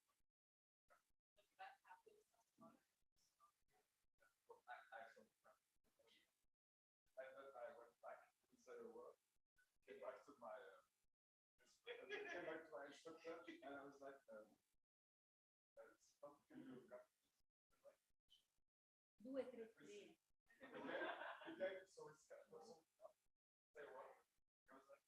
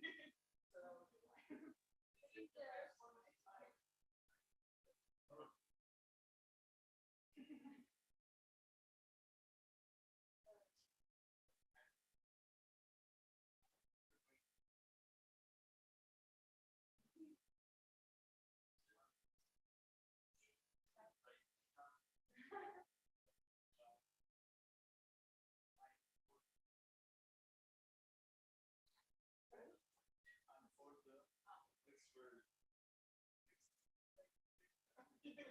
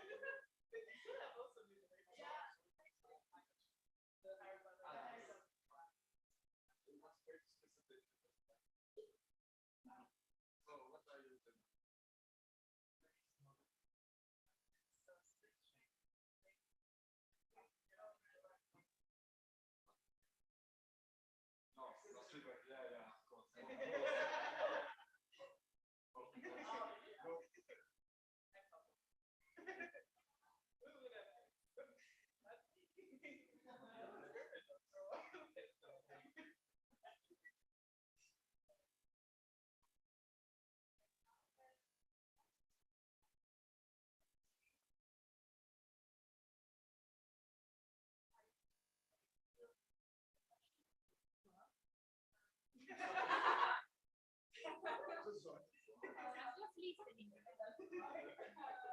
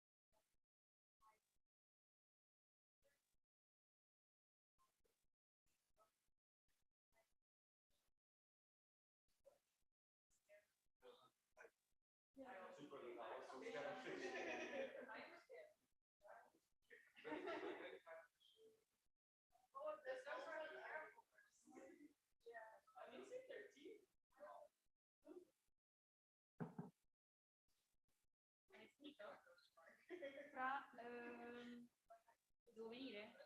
No, boh, se vuoi raggiungere la tua famiglia, cioè se vuoi andare a dire ciao. Sì, sì, sono nella 55. Se vuoi ti faccio vedere. Devo finire questo, ma l'ho rifatto perché adesso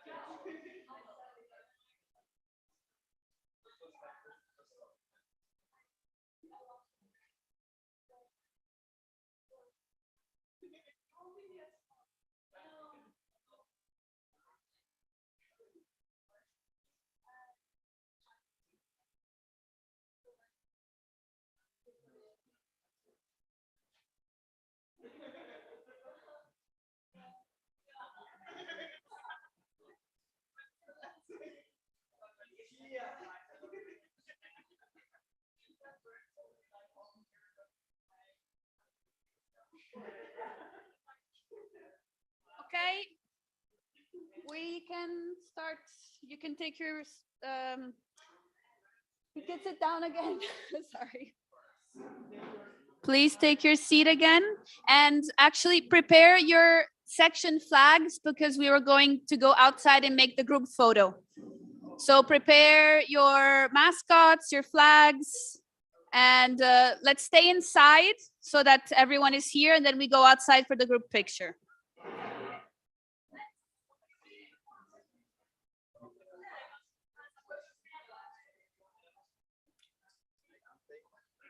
Camille, because she's the web coordinator. Yeah. She complained about having 4 NAs of the same region at the same day. Shit, I can understand. And I told her, you choose the wrong one. True. She's in. Come back in.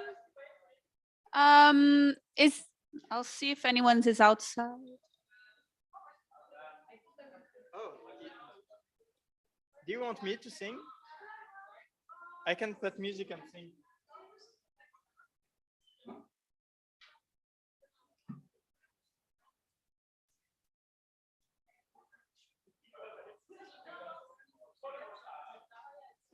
Why am I always doing secrets? Yes, let's stop doing secrets. So, can you check if there's people outside? Like, I'll do a roll call of the families. Let's see who's back. Explorers. You're explorer? Mountaineers are not back yet because it's my family. I think they're coming. They're coming. Okay, I think all the cat. Wait 1 more minute. Yeah.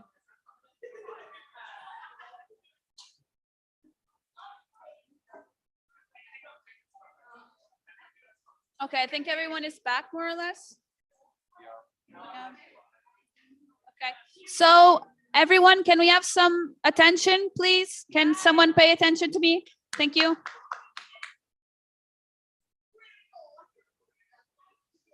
Please. Yeah, please. Thank you. So I think all the families are back now. Please prepare your section flags and mascots because we're gonna go outside and take the group picture. Woo! So we're gonna meet outside the coffee break to the right. There's the atrial, and we're gonna take the picture there. Okay, so let's go. Picture time. Yeah. Okay.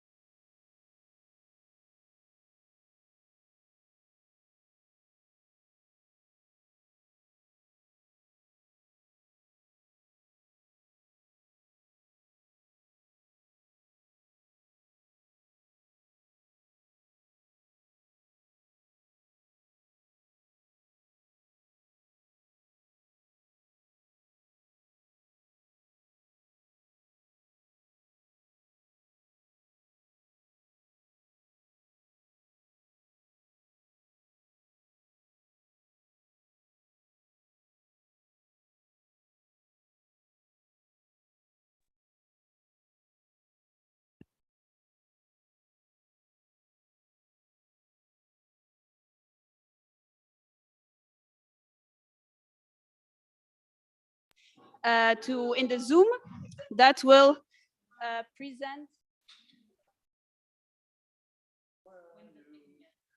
Wait, so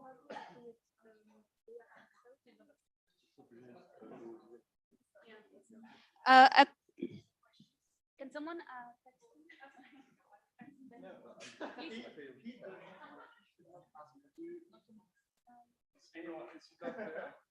Hello. Hello, Axel. Can you please?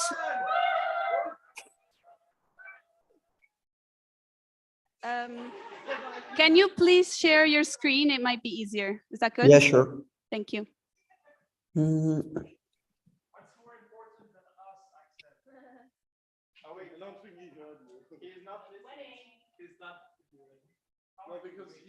I'm just lost with all my windows.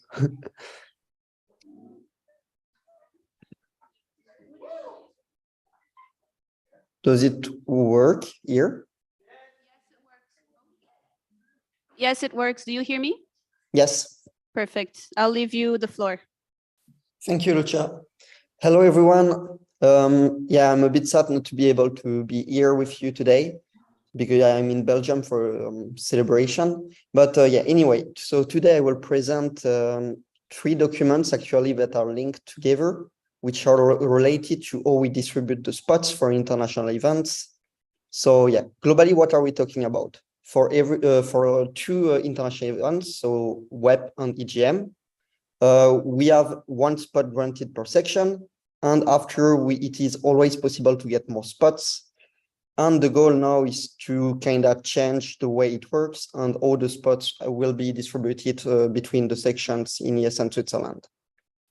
So yeah, why do we want to do it now? So as you can see in our SOS, we already have a line that explains how it should work, but actually we don't really respect it. So what we are supposed to do is we are supposed to send a CV, motivation letter, and then do a online voting.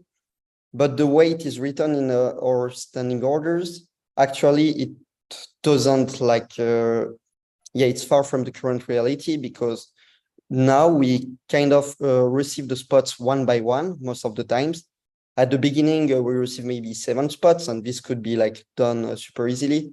But if we want to have a big delegation, what we want to, I need to look to get 1 spot there, 1 spot there. And if we need to make a voting every time, it's not possible.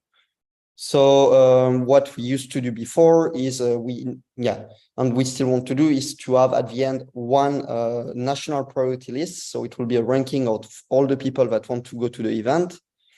And so now we want to do that. And we do it now because it's the last chance before EGM to change it. But why should we not keep the current system? So the current system is we were doing all of this. We sent motivation letters, the presidents voted on it, and then we created the priority list based on democracy. But yeah, this system is quite complicated and it requires votation. So what it means a lot of time from local presidents and for the members who want to attend, because the members need to write motivation, take some time to do it. And for the local presidents, it's even worse, because they need to read maybe 30 motivation letter to rank them. And so it's very time consuming, and we would prefer to have the local presidents managing their section instead of reading motivation letters.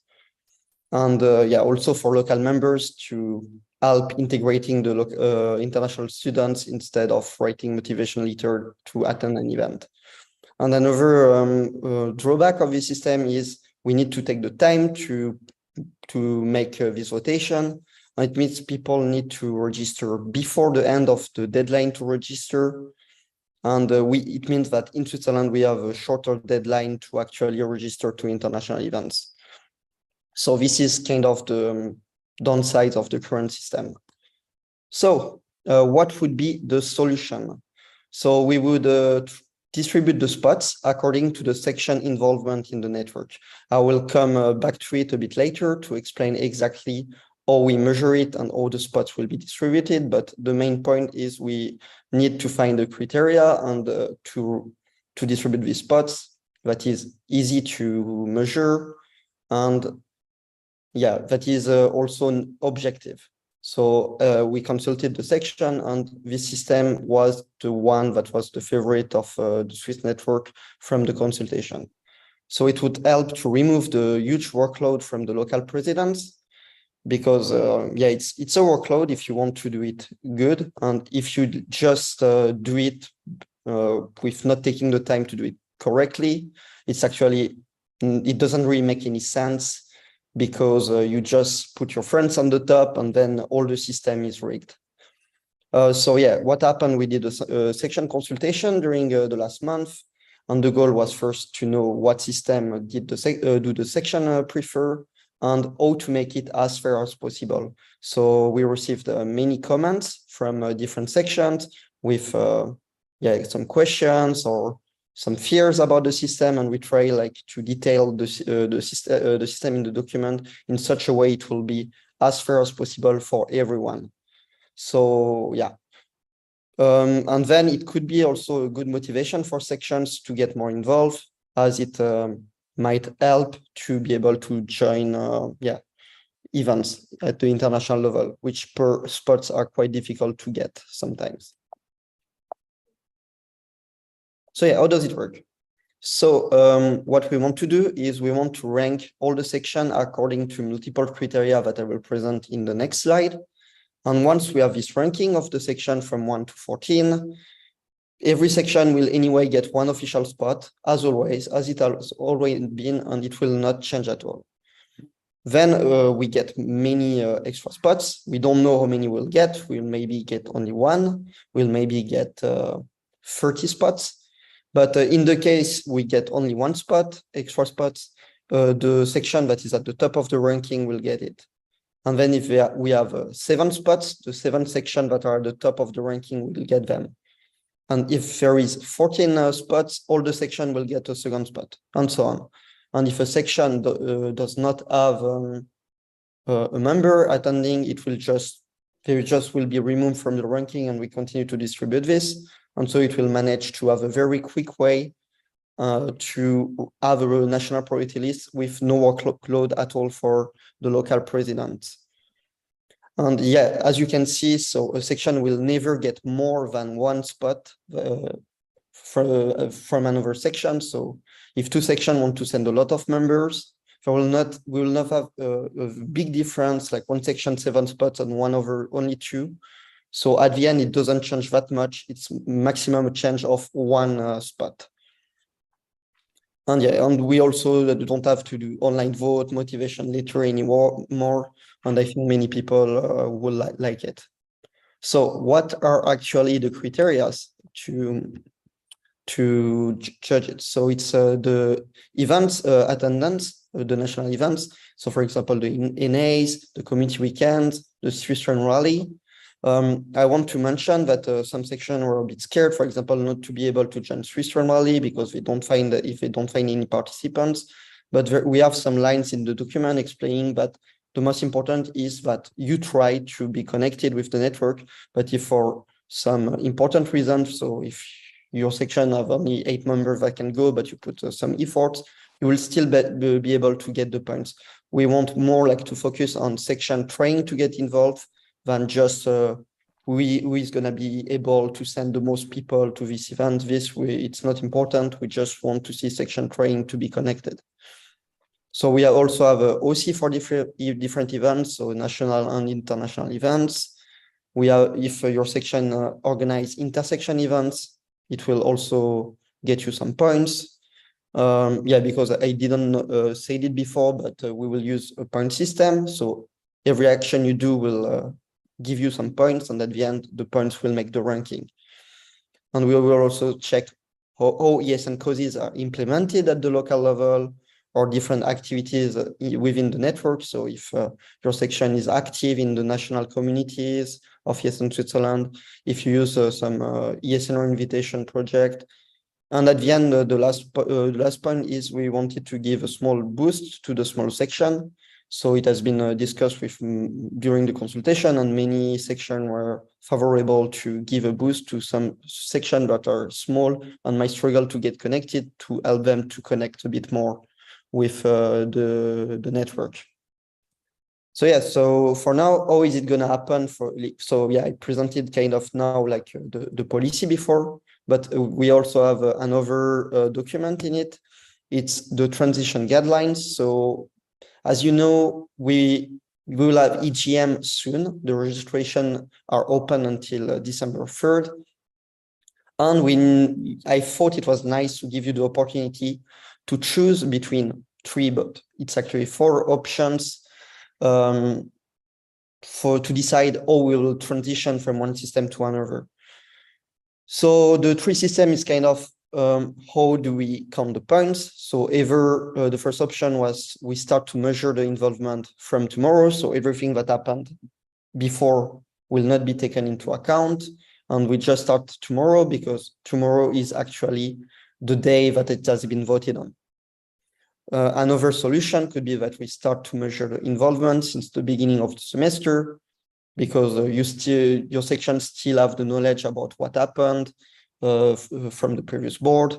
And yeah, it makes sense because it's a new semester and you also were active this semester before, so why not using it as well?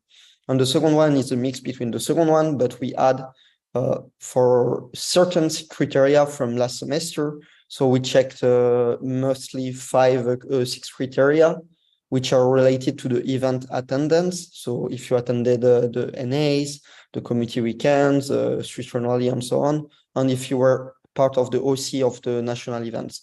Why only those ones? Because the other ones are actually more difficult to measure and will need to ask you many questions because many members left from last semester, and it might be difficult to find them back to get the knowledge on what happened last semester.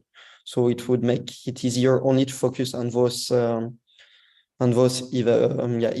criteria. And the fourth hidden option is to refuse the transition guidelines, and then we'll just take into account everything because we'll have just the document and it will be what will be used. So yeah, I hope I was clear enough. You have all the details in the voting documents because I don't have enough time to show you exactly the whole document. But yeah, I'm pleased to answer all your questions about it right now.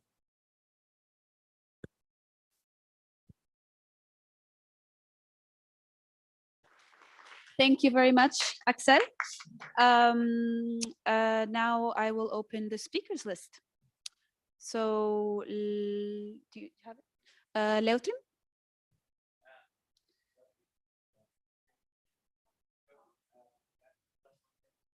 Wait 1 second.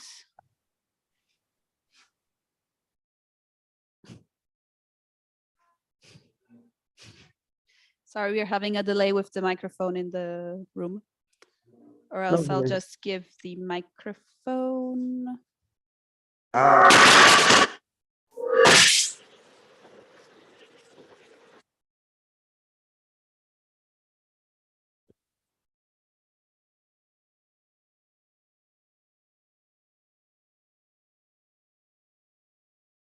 So sorry, Axel, we're gonna use a normal microphone.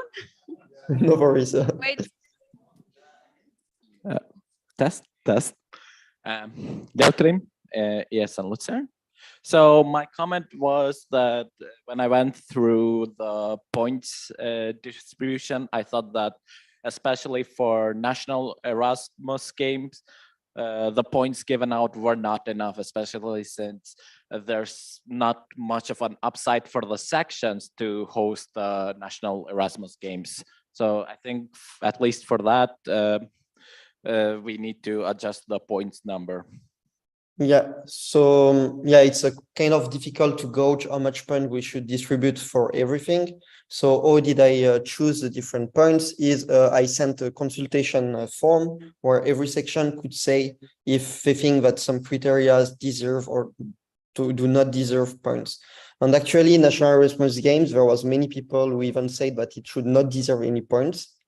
So yeah, it's kind of a mix, like people doesn't seem very convinced about it, in opposite to NA's organizations. But yeah, we still put it because many people also thought it was important to have it. But from the consultation, it seemed less important than the national assemblies.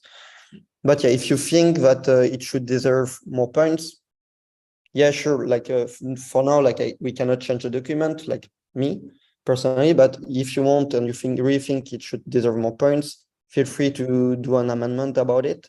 And it's like I do this comment to most of like the small details. Like it's better like to do an amendment if you think that something is deserve more points or less points. Thank you, Axel. Now I saw Arnaud and then Yas. Yeah, it's a reaction. Arnaud, yes, in Switzerland. You talked about the national Erasmus space, but you didn't say if it was about OC or attendance. Could you maybe clarify? OC, okay, that's it. Okay, then next question was Yas. Yes, ESN, wow. ESN Zurich, ESN Zurich. Wow. Old, old habits. Sorry. No, I think the idea is quite good, given that right now the workload on presidents is increasing drastically, especially with all the events coming back and becoming more and more popular. And obviously, like, this is a good starting point. I personally feel that the document is not super intuitive for sections, that it's a bit like written from a perspective of someone who knows what's going on. So personally, I think the content is there, but I would make it clearer. So right now it is as it is, but I would suggest that you also think about making it clearer, adding definitions, making the section, the point system part clearer with sections, maybe a table and all these kind of stuff that would make it a bit more visual, because now it's like a lot of information, and I feel that sections will be a bit lost and will, yeah. So it's more of a comment, and then the question is, would you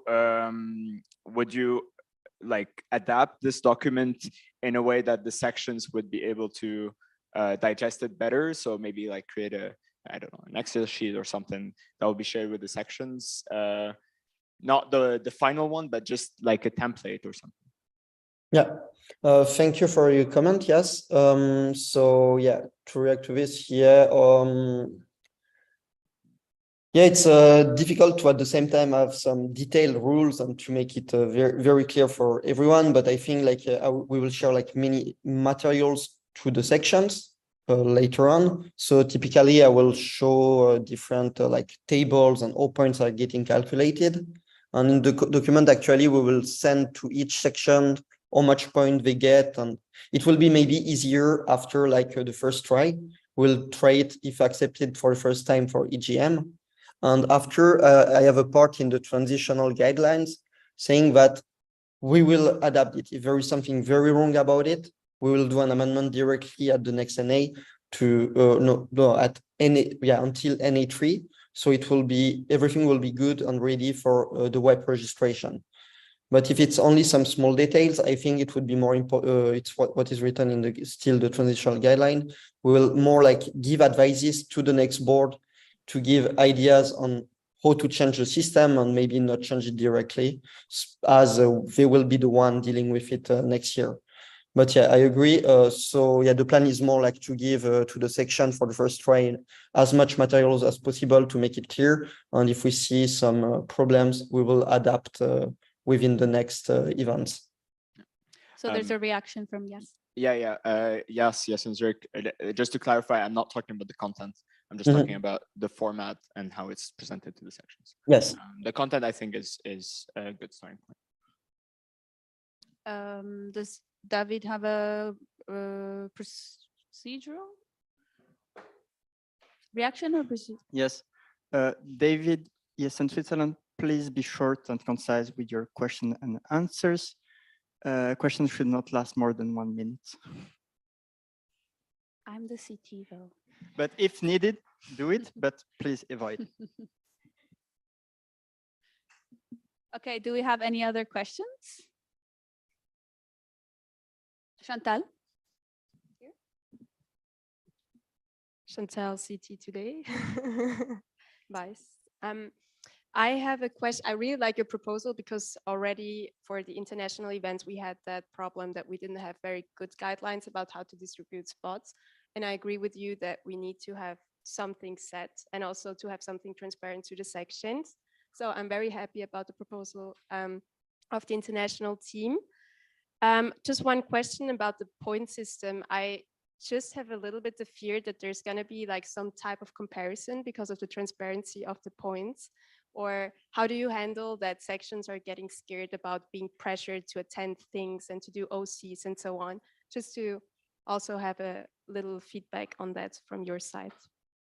Yeah, thank you very much for your question. It's a very good comment. So yeah, just about point system in general, it's something that happens actually in some other countries.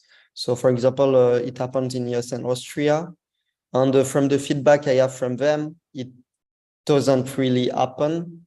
So I consider that it should not happen here as well. Like in Austria, everyone seemed to agree and not compete about those points and don't fear about it. So yeah, we'll try to make the system transparent as much as possible. I will maybe talk with the different LRs in the next weeks about should we give the details about everything to everyone or should we keep like short and just the ranking and maybe the points.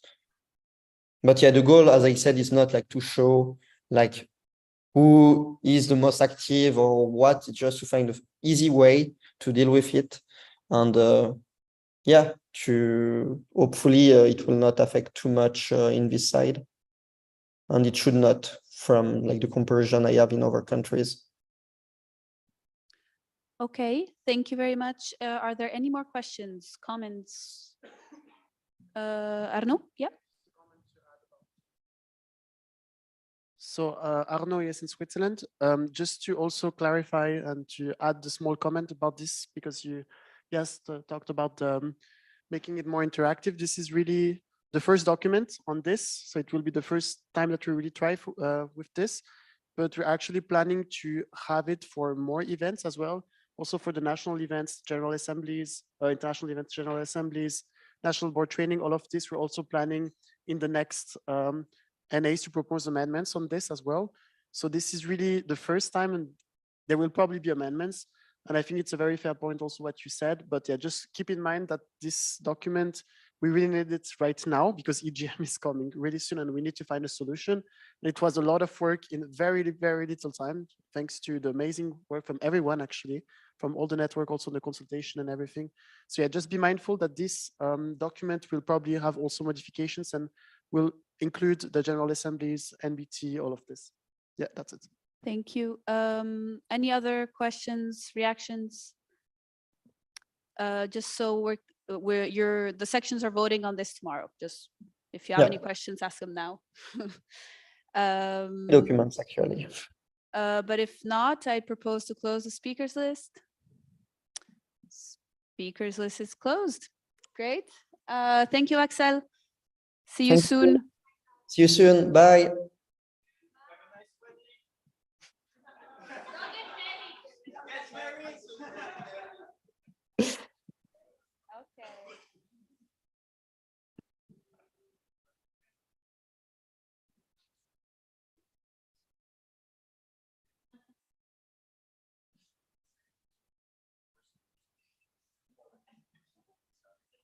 Okay, so now we are already going to lunch. I'd like to invite someone from the OC that will, I don't know, tell us where we eat and how, I don't know. You can come here. Yeah. Or yeah. Thank you. Thank you. Felix, ESN Bern, and I hope I don't have to tell you how to eat, but I tell you where to eat. So there was the place we took the picture, and the place we're gonna eat is just 20 meters further, same direction. So it's a different house, different building. Meters, did I say minutes? I'm sorry. So It's just across the plaza in front of this building, and we're gonna serve you some vegan pumpkin soup.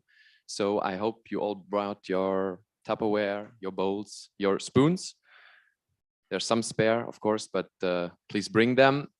Please come maybe in like 10 minutes because the soup is still heating up a bit.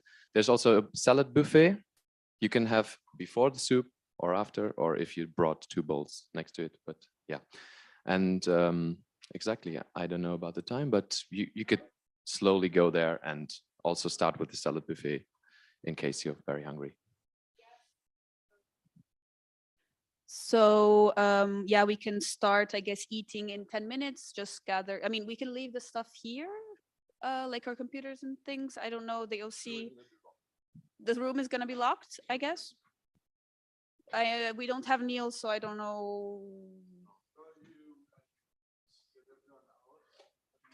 Okay, so we will lock things in here so you can leave your computer and stuff, and we will start again at 1:40. And yeah, let's all meet in 10 minutes at the lunchroom across the yard, 20 meters. Thank you.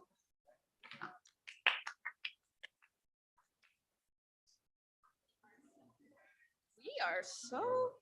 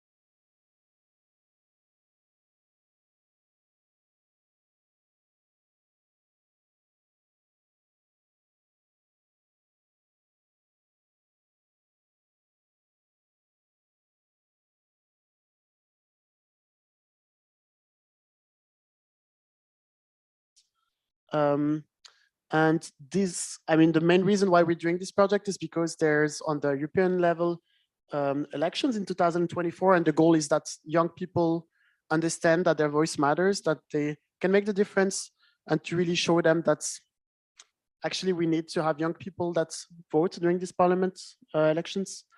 And the whole implementation period actually already started in January, and it's up to June 2024. I think it will be even longer.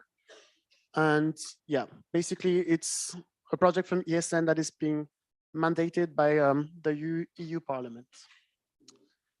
So I talk a lot about the project, but what is really EGIA? What is this project? Yeah, basically it's this project is an umbrella of different smaller projects. So every time on every phases of the project, there's small events happening.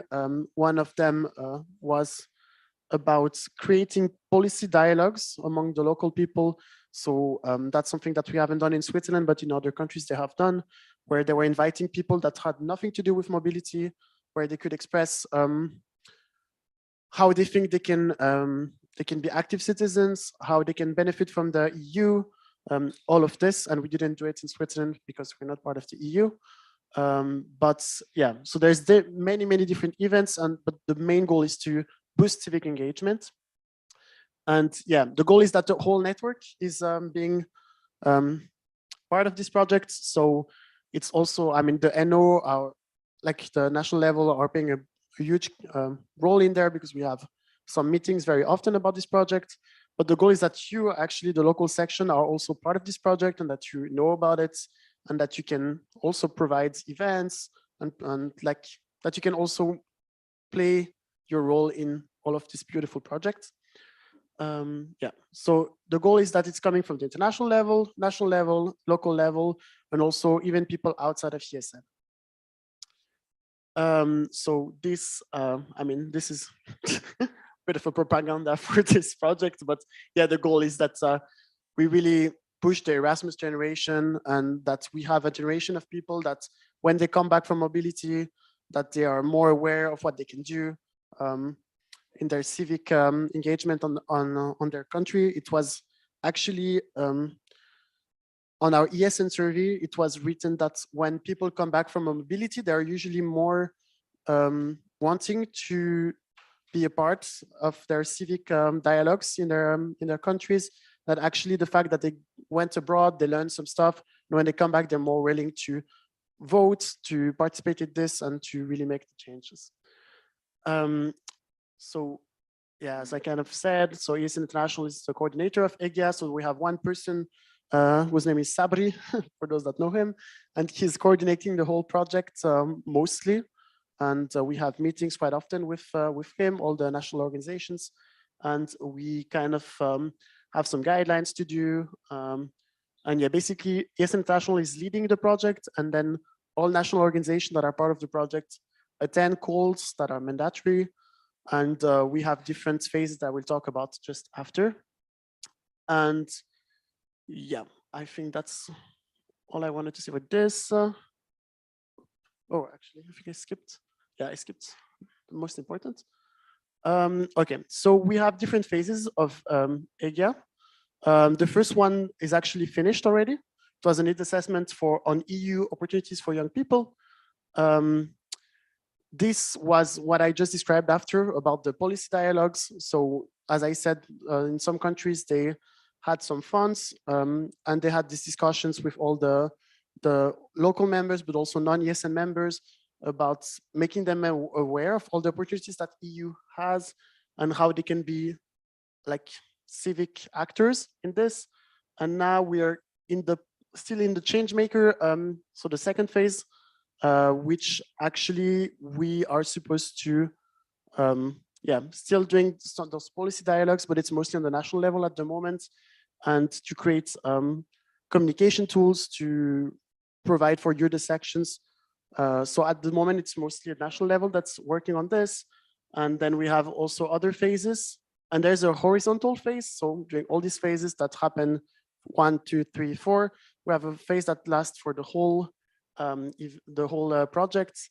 And this is about creating a document that is then being translated to the national languages of the country in which we're promoting the project. And yeah, that's what we're supposed to do at the moment.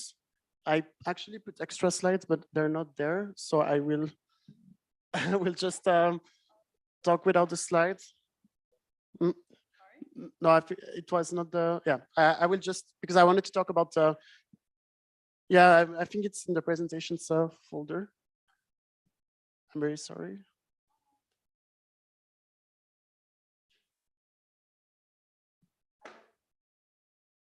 On the drive, maybe.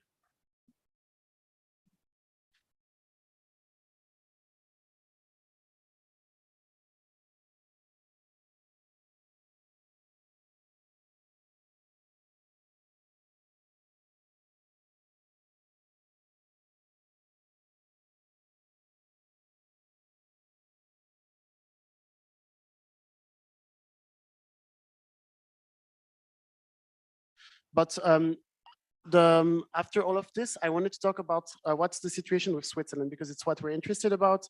And as you've seen, I talk a lot about the EU, but as we know, we're not part of the EU and we're not part of Erasmus Plus as well, but we're still part of the project. So it's really interesting, but most countries that are part of this project are in EU. So they are what we call the full member of this project. And Switzerland with 5 other countries. So there's, I think, Albania, Georgia, Turkey, and there's also another country, and Serbia, and us. So we're associate members. So it means that we're still a member of the project, but we have more flexibility with this because they understand that we're not part of the EU. So that's a lot of what is promoted during this project is actually not feasible for us. And but we're still members of this, and the goal, especially for Switzerland, is since we want to go back into Erasmus Plus, that we really show that we have the intention of collaborating with other countries in the EU. So we are passive, not passive member, but like not full members. We're still attending all the calls. So I'm the person in charge in Switzerland to attend all the calls and to do all the work that we have to do that is mandatory for the project. But we don't get also any funding with this. So all the countries that are part of the EU get fundings. We don't get any fundings when we do events. But when we discuss this with Sabri, which is the person in charge of this project, we explain that's what's really the point of us being in the project, since we don't really have this opportunity. And actually, we realized that also in Switzerland, we need to vote. I mean, you know that tomorrow we will have the results of the federal election. We also have to vote quite often. So every couple, 3 months, 4 months on topics. And we also think that it's nice if the ESN members and also local members can see that they can participate in the civic engagement in their town, in their cantons, in their country. So we kind of have this discussion. What can we do? Can we also do projects? It's kind of related to EGIA, even though it's not really about the EU. But projects that can also promote civic engagement and maybe ask for a grant actually for this. So that was one of the first thoughts that we had about this with Switzerland. Then we also, I mean, as I said, stuff that we can use to go back into Erasmus Plus. For those that don't know, we're in the middle of a campaign to go back into Erasmus Plus. So we also have very frequent meetings to try to find solution how we can shake the politics a bit and to go back into this. So there's many things that are kind of connected of this civic engagement, but are not really part of the EU. So as the NO, so as me that's going into these meetings all the time, I'm a bit frustrated because I ask questions and then I received very limited answers. And yeah, that basically we're not in the EU. I also want you to maybe have your word in this. So actually what I was planning to do is to give you a little bit of space now, that you do small groups of around 5 people and that you discuss in your small groups how you can, you as a local section, to promote civic engagement. So this is just a small 5-10 minutes session where you can group with your neighbors and discuss this, how you can promote this civic engagement through events, through projects, through social media campaign. So I suggest we do this now, so you can go with your neighbors, try to form groups of 5 and discuss this civic engagement possibilities on the local level. Okay, and you have around 5 to 10 minutes. So group, if you want to move your chairs, to go with your neighbors behind you. Yeah, and you have 5-10 minutes.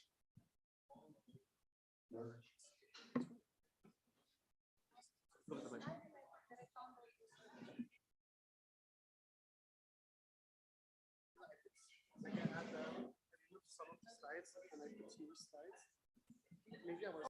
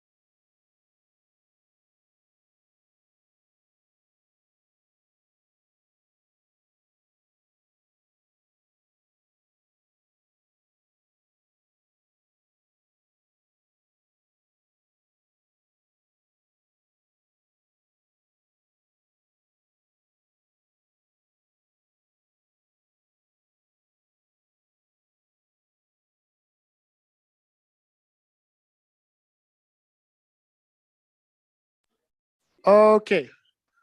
So thank you for having this very, very short discussion. I hope that it was fruitful, that it was also understandable.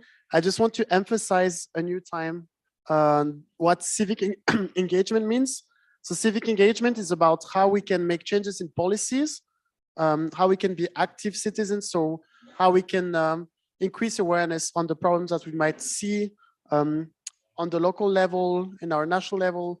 In Switzerland, I was giving the examples to some groups about what happened in Vallis with the snow, that they were taking snow from the glacier in Zermatt. And it was actually something that people didn't know about. It has happened for the past years, actually. And there was such a big like social media awareness of this that they actually had to stop this, what was happening. And I think it's also a good example of how we can increase awareness about the projects that are there, and also to realize the impact that we can have also just by using social media, also discussions in the media or this kind of stuff, and that you actually have the possibility to make the difference. I also want to maybe add something that I didn't talk about in EGIA before we have the small debriefing. That these projects, I've talked about the different phases, but there also was a contest in EGIA not such a long time ago. And I think I will give the mic to the person that won the contest from EGIA. So. Okay, I don't know how to stand so you can all see me, but I can elaborate a bit about the EGIA project because there was one competition, storyteller competition, for people that are going on a mobility in the next semester, or in the current semester already. And as I'm hopefully going on mobility soon, I had to, I was motivated to write a story about my, let's say, motivation, about the ways how to make mobility more attractive to people, how to simply motivate people to go on any kind of mobility and exchange programs. And yeah, I'm one of the selected winners, and these stories will be actually published soon in the official EGIA website, and also I think in the Erasmus Generation blog, if you're interested to read them. But this is just an example of one of the activities that are part of the whole project. And even though here in ESN Switzerland, the situation is a bit more specific, as it was mentioned, you're not in the Erasmus Plus program, but it doesn't mean that you cannot take the opportunities of this project, and also to get more involved. Also, if I have to mention, because the next Erasmus Generation meeting will be really focused on active citizenship. This is one of the pillars. So my appeal to you, it's really to get to know more about this ESN it's working on, maybe to approach the people in education and youth department here, and yeah, simply to ask, because it's really a great opportunity. And about the winning contest, this is just a simple thing, but I guess it's motivational for you as well to take this. I haven't won anything so far, but if I have to say, the prize is 1,000 euro to support your mobility and to make content for ESN. You like to make TikTok, so. Thank you, Evie. Yeah, so it's the end of the session, but first I wanted maybe to see if you already had discussions that led to something in your small groups. Of course, it's something that you have to discuss among your sections. I think that also takes a bit of time. But were there any discussions that led to an example of how you can do on the local level changes in civic engagement?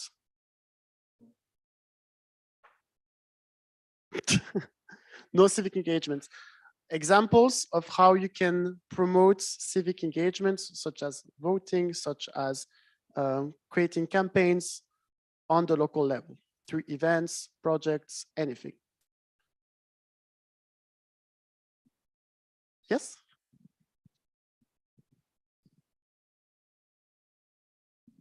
We thought we could make an event to visit the Bundeshaus with the exchange students and also our local ESN students. Name and section, sorry. Bianca is in Zurich. Yes, thank you. I will just repeat. So the Bundeshaus is the parliament. So visit the parliament with exchange students, for instance. Okay, very good. Any other ideas, maybe? I saw some hands raised somewhere here, no? Yes. Here. Oh, So I guess one of the main idea it's sorry, Darina ESN Lithuania. So I guess the main idea is to spread it like kind of socializing way. For example, have some kind of open mic or something with the university and ask people who from the local university came somewhere to Erasmus and talk about the experience, what they liked there, what they didn't like there. And then like the students who is full-time at this university, they're gonna have more questions. Oh, I also want to do this or that. And they will see that Erasmus and other modalities, it's not so hard and it doesn't have a lot of problems. Because I've seen even from experience when we have recruitments for active members in ESN, people come and we just give a lot of information and they're just confused what is national level, what is international level. So like, as soon as you talk with them like kind of friends and showing like the ways you do it, it's gonna be easier.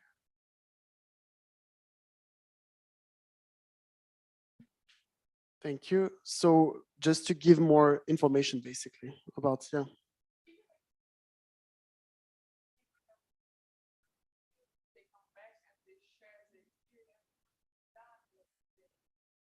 Okay, so basically to collect students that came back from their mobility to talk about, okay. Okay, so maybe through a social media campaign or something like this, for example. Okay, any other ideas? It's starting to be interesting. We're almost at the end, so. Yeah. Do you want? Okay. For the closing statement. Okay. One idea, I was informed, for example, that Evelina, yes, and Bulgaria. For example, an idea on how you can be more involved in active citizenship currently and actually become change makers. It's even the simple act of voting, because as far as I know, you have elections now in Switzerland. So you can also be the people that can spread the word about this. I'm not aware how included are Swiss people in the voting process in their countries, but you as young people can actually be multipliers, send this to your friends, and somehow be more involved in, like in your country, by simply voting. And as a student organization, yes, and just this is another added value for you to present this simple act of being a citizen of the country you're living in. Thank you. That was a very, very nice comment, actually, that to make sure that we actually vote is already a small thing, but actually really makes a difference. Since we're running out of time, I suggest we close this session, but I really encourage you during coffee break and also among your section to think about this, how you can do an event on this, because I think it's can really just make the difference, not just about touching the exchange student, but also the local communities. Thank you very much. Thank you very much.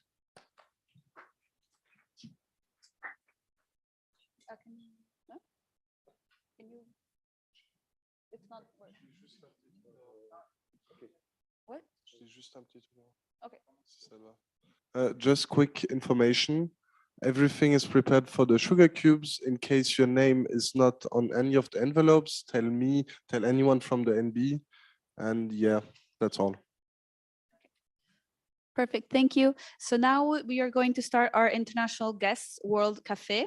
We are very lucky to have 5 NOs that are represented today. Yes, in Romania, Ukraine, Lithuania, Bulgaria, and Czech Republic.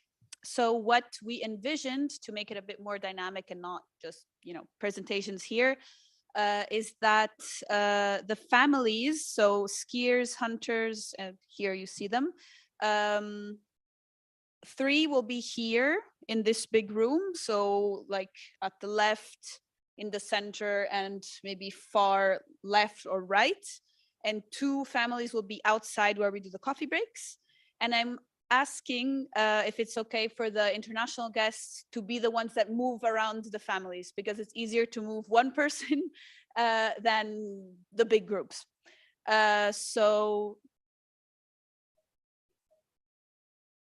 Okay, so the coffee break is already prepared outside. Please don't eat it because it's for later. And each international guest has 7 minutes, and then I will tell you to move. Yeah, so can we make the families, the skiers here, hunters here, farmers and explorers over there, and then mountaineers and wild animals outside. Okay. And for the international guests, just divide between yourselves where you start. Okay.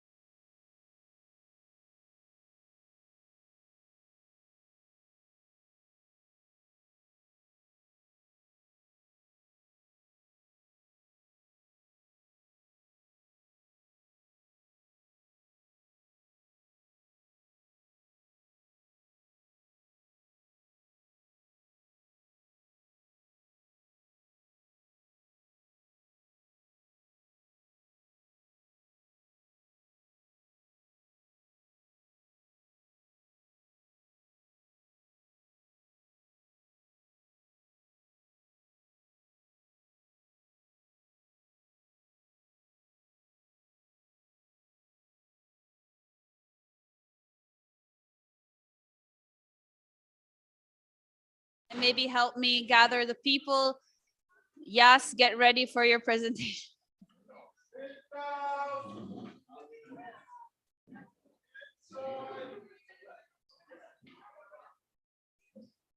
Gather around, gather around.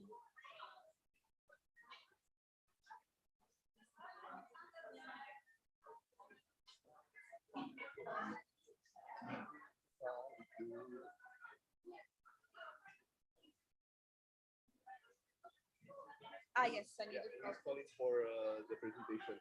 Ah, that's good. That's good. Do you have enough battery? Yeah, yeah, yeah. Yeah, it's fine. I change it between. Yes. Can people take a seat, please? And yes, can you come towards the front for your presentation?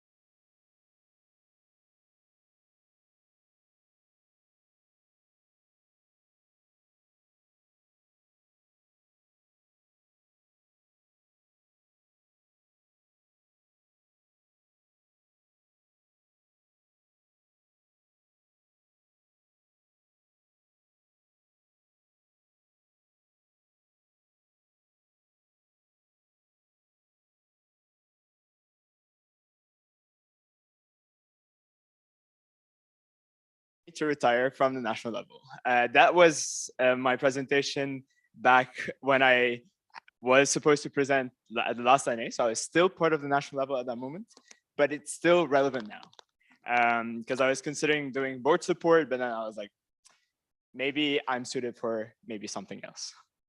So, do I just click which? The big one, yeah. The big one. So yeah, who I am. I'm 25 years old. I'm Lebanese and French, and I'm an avid train traveler. So for those who know me for a while, this is something that I really, really enjoyed doing for ESN events. I went to almost all except one event when I was on the national level by train. And that took me to a lot of different places, and that was really cool. As we were talking about things that make me feel good and how to please me, I love dancing, I love cooking, and I love good music. I'm currently discovering the wonders beyond the Graben because I used to live in Lausanne, and now I live in Zurich. And while I'm discovering all of this, I'm also doing a PhD in climate science. So my path in ESN has led me to this moment. I've been in ESN for a while. I joined in September 2019, so a few years ago already, and I've done quite a lot of stuff. On a local level, I was part of ESN EPFL formerly, where I was vice president there for a year and a half. And then now I joined ESN Zurich since February. On a national level, I've done quite a lot of stuff as well. I was project manager for a year, and then president for 2 years. And then finally on the international level, okay, you don't need to see what's written there, but anyways, I've been involved in a lot of different things, projects, processes, and different brainstorming processes that led to changes on the international level. So this gives me already a huge overview of everything that ESN has to offer, whether it is in its processes, but also in its fun times, sad times, struggling, very frustrating times as well. So yeah. And at this moment, I think it was in March, I was like, do I really want to continue? It's been already 4 years. And I thought about retiring. And for those who have been in ESN for a bit, they've seen this before. People saying they're gonna try retire and then not doing that. Exhibit A, right there. Sorry. But I'll be honest. ESN has been kind of my place, let's say, like the source of joy and a lot of frustration, but a lot of joy over the past few years, especially since COVID. I think this has brought me the most comfort. It led me to meet a lot of people and also learn a lot, grow a lot as a person. And I think this position suits my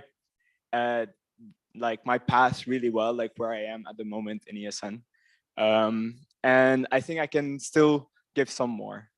So as a member of the advisory council of ESN Switzerland, I want to commit to, first of all, helping the future generations of ESN Switzerland to fulfill the long-term vision and goals, whether it is the action plan or the 3-year strategy of ESN Switzerland, and just making sure that ESN Switzerland is on track to become an even better association. One other thing that I really want to commit to is upholding the values that I've been embracing since joining ESN. So this is something that has really driven me as a person and as a member of ESN. And this is something where I also try to reflect in the way I worked.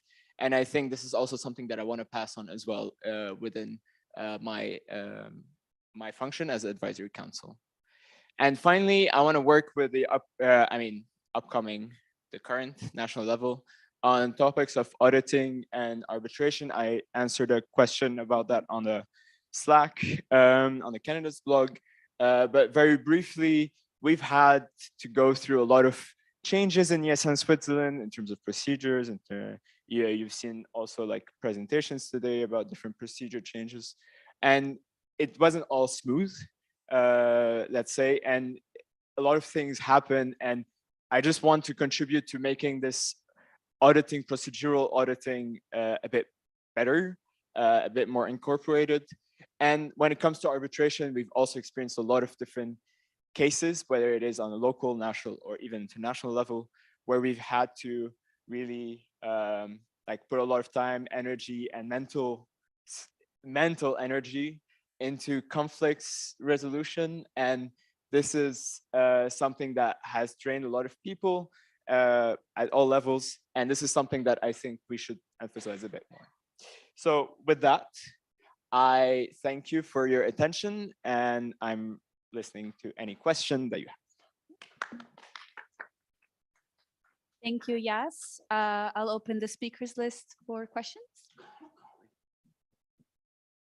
Julian? Julian, ESN Switzerland.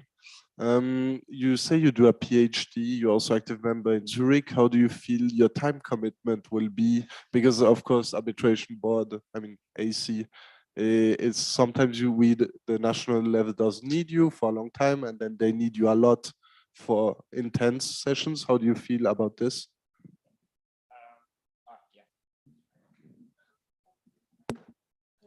Does it work? Okay, cool. So yeah, this is a very good question. So I've taken a break from ESN over the past few months. I had to focus on other things, family and work. And I think right now I'm also developing this new stage of my ESN career where I tend to value different parts of my life. I've committed a lot of time to ESN, and I think now I can know where to put energy into, what to put energy into. And I think the advisory council role fits quite well in this, where some of the workload is very time specific. So there are periods of time where you know that you're expected to contribute to different discussions and being consulted on, etc. And then obviously, as I mentioned on the Slack, there are times where you have to be a bit more spontaneous. So that's also the role of the advisory council, because if I'm elected, we're going to be 2 people. So this balances out the workload. So if I'm overwhelmed with work or other things, there might be the other person who could be taking over some things, and then vice versa. So I think in general, it will work out well. I know what I'm committing to. So I think with a good collaboration, we can manage this. Thank you. Who I saw Arnaud, yeah, and then Mary. Hello, is it working? Okay, amazing. Thank you for your presentation. Yes, I have actually 2 questions. I will start with the first one. So you just talked about distributing tasks with Laura. I was wondering if you were thinking of a clear task distribution, because the advisory council has different stuff that they have to do, such as consulting on the documents, also being present at the meetings, if you were thinking of a separate task distribution. This is a very good question as well. I think in general, as advisory council, there are a lot of things where it's good to have 2 pairs of eyes, 2 brains working on some things, because it's always good to have a discussion about different things. Like we're discussing some of the documents the other day, and I was like, oh, maybe this or maybe that. And it's you always see things that you don't necessarily see alone if you're working together. So for example, for things like consultation, looking at documents, etc., I think it's better if you do it together. But for things like attending meetings, taking care of certain different like spontaneous tasks, this is something that we can share, like separate, have one person come to a meeting every month. And then for the spontaneous tasks, as I said, like depending on the workload of each person, we can be a bit flexible on that. I saw Mary then, and the. Where is she? Okay. Yeah, but it's. Can I just see who has other questions? Oh, okay.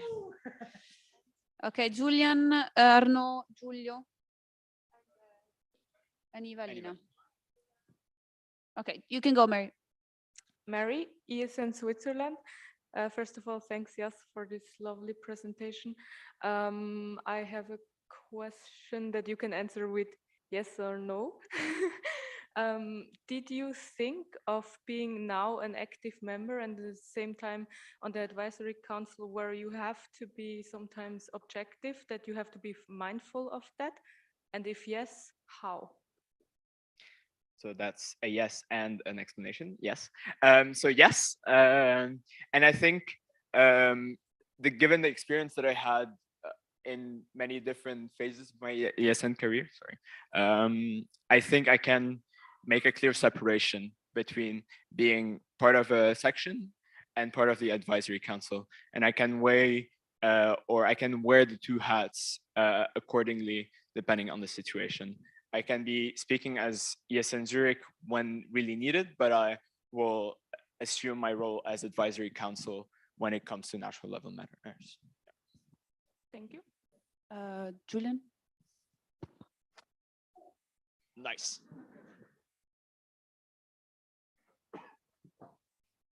Julian, ESN Switzerland. In case you were elected, how do you feel your approach will be? Because, for example, I know you are very good with sustainability, stuff like that. Do you feel like you would still want to propose to the NBNL amendments or stuff like that? Or would you rather just be as a reaction to the question of the NBNL? I don't think the advisory council is primarily here to tell the national level what to do. I mean, we're still members of ESN Switzerland, so we can still come up with stuff. But I personally, my philosophy is to always do it hand in hand with the national level, right? So if there's an idea, if there's something that comes up, I'll discuss it with you. Say, okay, hey, either someone told me about this, or I noticed that this might be something that could be interesting, and then see what you think about it. And then if you feel that this is something that you would also want to bring, I would push for it and I would help you. But I don't think as part of the advisory council, I would enforce or like propose unilaterally changes from my side. So next is actually Ivalina. She was first. Yeah. Oh, okay.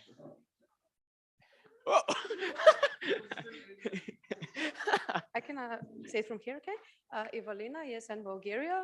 One of my questions was covered, but I have another one for you, which is how would you be transparent with your work towards the sections? Very good question. So this is something that we can think about also with the national level in terms of how we communicate certain decisions made, etc., certain discussions. So first of all, the sections are allowed to come to NB meetings, and we would also be there at least once a month, I think. And this is an opportunity for sections also to see the kind of discussions that we can have. So that's like more meeting wise, but then also like behind the scenes kind of things. This is something that we can do either at like NAs when we talk about different proposals or different things that have been discussed. We can say that, okay, the NL in collaboration with the AC or have consulted the advisory council on this. This is what came up in the discussion. And then at the end of the year, there's always the annual report. So this is also something that we can think about, like have a section about the advisory council, about what the advisory council has done. This is not something I think that was done before. So I think it could be valuable to also add that as also like kind of a transparency. Thank you, Giulio. And I remember to be concise with questions and answers. Okay, GDG, ESN Switzerland. Hi, my friend. GDG.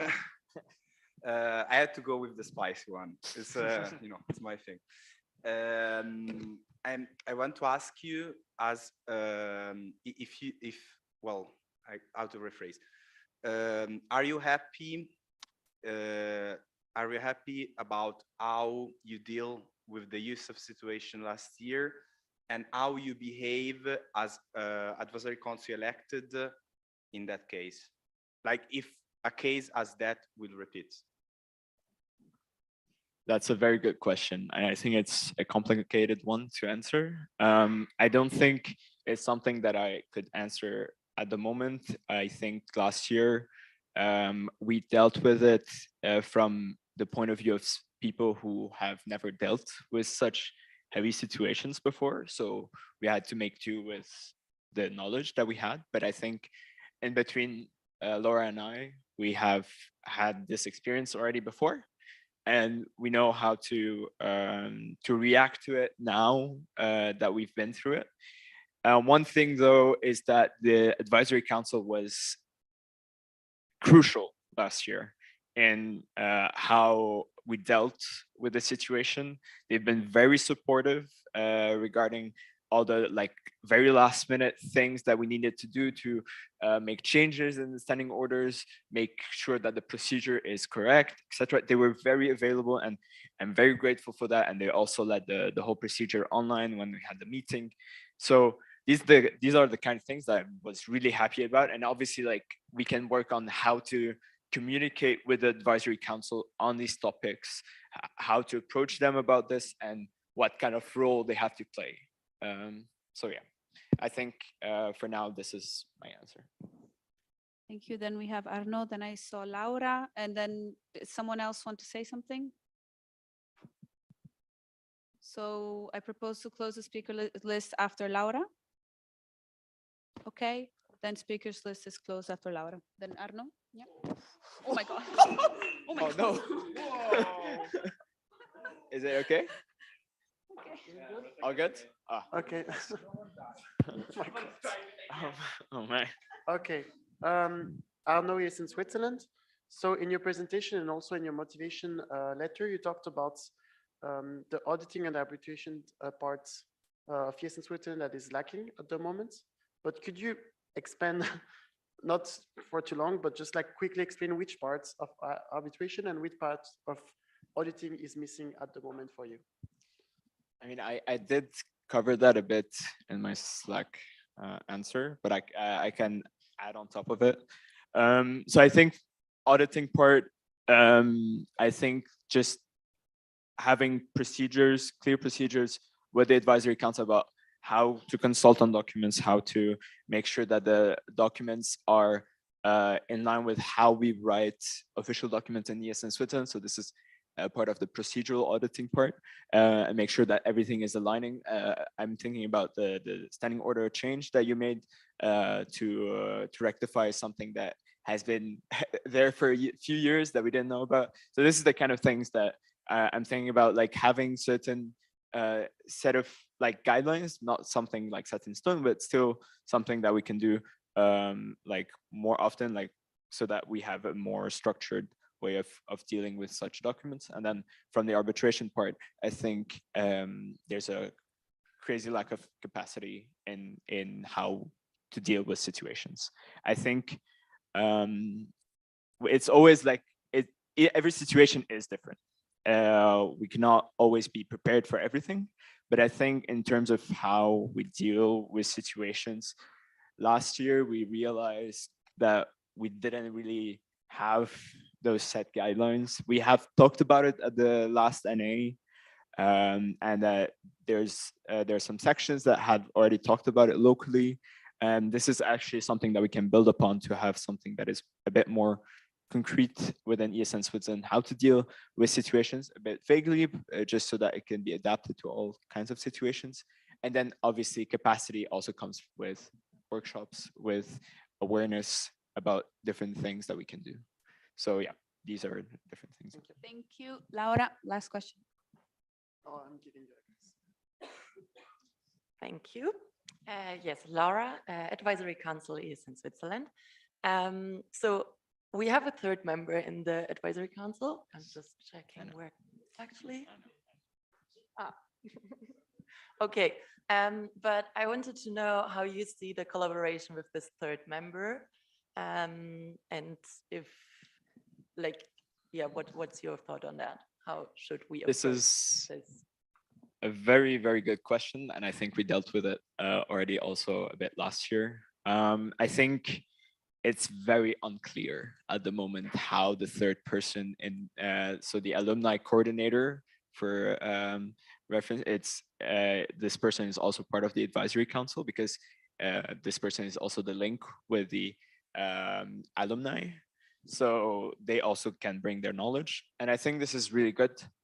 But beyond that, I think it's also, there's a clear separation of roles here in terms of how to deal with certain situations, with certain questions. So I feel like the alumni coordinator is not necessarily like has the same role as the two other members of the advisory council in that sense. So the two other members of the advisory council would work more closely with the national level on document stuff, etc.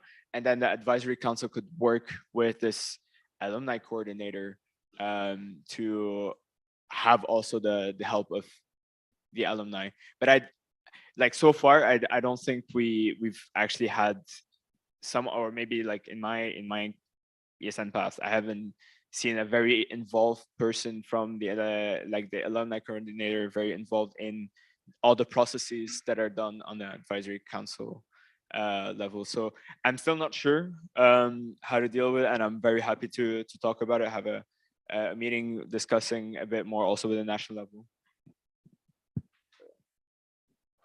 Thank you. Thank you very much. Yes. Thank you.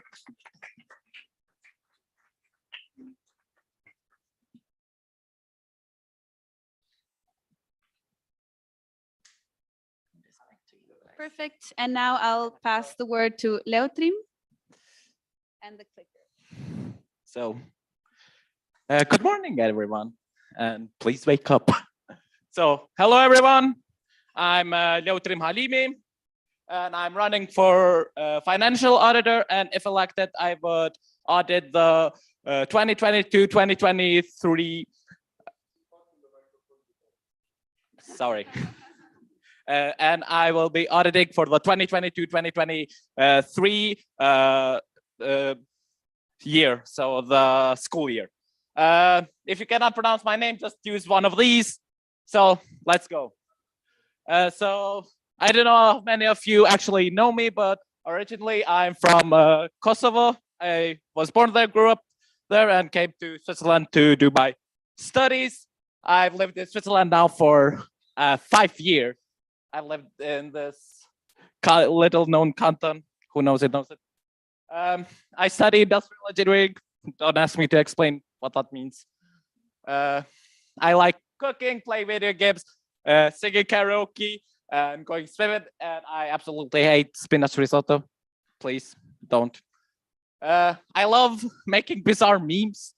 For some reason, I love showing them to people and seeing their reaction, like this one. And unfortunately, I have 3 counts of crimes against Italian food on me. This here is spätzle with pesto.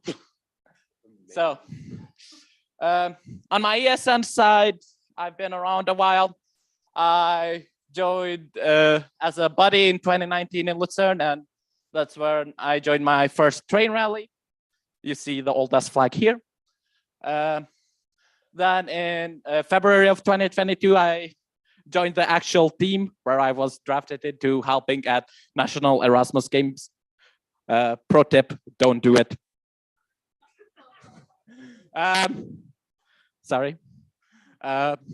So I became buddy coordinator in June 2022 to help the board a bit and put myself into a more responsible position and help the board. Then in February 2023, I was elected as treasurer of ESN Lucerne, which I've been ever since. Outside of the local stuff, I've been OC for 2 train rallies, 1 NA, and I've been helper at 2 National Erasmus Games. I'm also doing a 3rd round as OC for train rally. Look forward to that. And you might be thinking, why is this guy applying? What does he have to earn from this, or what's his motivation? I want to advance my treasury and accounting skills. I have some accounting skills that I learned throughout my years in studying at Hochschule Lucerne, and also where I worked at Bebit Selbach in Germany for about a month in their accounting department, but I still see that I need to improve that. I get to see how the national level handles its finances. If any, are there any treasurers here? Yeah, if you were treasurer under Elena, you might have experienced this. So I want to see how Elena does it and learn more from her. I want to help and be part of the amazing national level team. This is amazing team. This is the BFCH team. Nobody. Love you all. And yeah, and last but most importantly, find out if the national level is connected to the New Zealand mafia. So yeah, it's mostly to look if they're laundering money for somebody. So yeah, you might be thinking this guy is kind of crazy. Why should we choose him? So I'm willing to dig deep for information, dig through digital files, paper files, dig even through the trash and find out the truth. I know most of everything about accounting, so I've had quite a lot of experience, so I know how these things look. I've worked with German style accounting, I've worked with American style accounting, which are a bit different, but not really.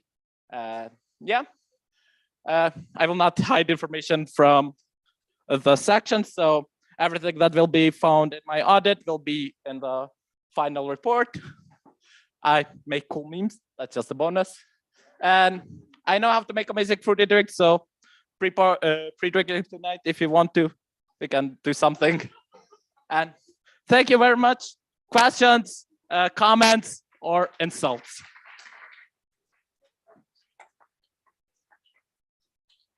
Thank you very much. I'll open the speakers list now for questions. Does anyone have any questions? Is it? One here. Is it? Is there? Yes, in Switzerland. Thank you, Lithium, for the presentation. I have a question. What is your plan for local section, since you're going to be involved in different projects like Switzerland Rally and this role in case you get elected? On my capacity as auditor, if I'm elected, mostly my plan with the local section is basically showing them what the national level has done with their finances, and kind of see if there's maybe some way that we can improve the bookkeeping process for the local levels, and maybe implement that with the national treasurer. Sorry. Thank you. Any other questions? No? Then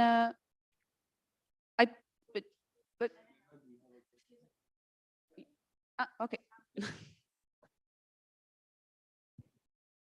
Arno is in Switzerland. So Leutrim, you're from ESN Luzern, and the current treasurer is also from ESN Luzern. Do you think it can be a conflict of interest that you're from the same section and that the financial auditing comes from all the same section? I answered, so as financial auditor, I would answer to the local sections first. So even though Oliver is originally from ESN Luzern, I would be auditing Elena's accounting and treasury, because that's going to be part of my job if I'm elected. So presently with implementing new features, I would first start to send these, if we implement something new, I would start to send these as suggestions to the other sections and the BFCH community, and see what they think, see if they agree, disagree, if they have suggestions, improvements, if they want to do something entirely else. So I would be mostly on a supportive role, to be honest. So I don't have any executive power, even if I'm elected. So my job is to look around and report. Thank you. Any other questions? If not, I propose to close the speakers list. Any oppositions? No, then the speakers list is closed. Thank you very much.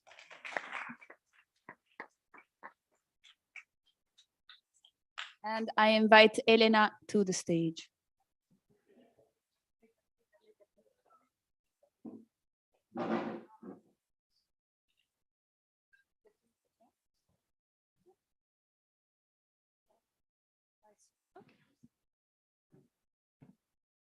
Can I go now? Okay. Hello, everyone.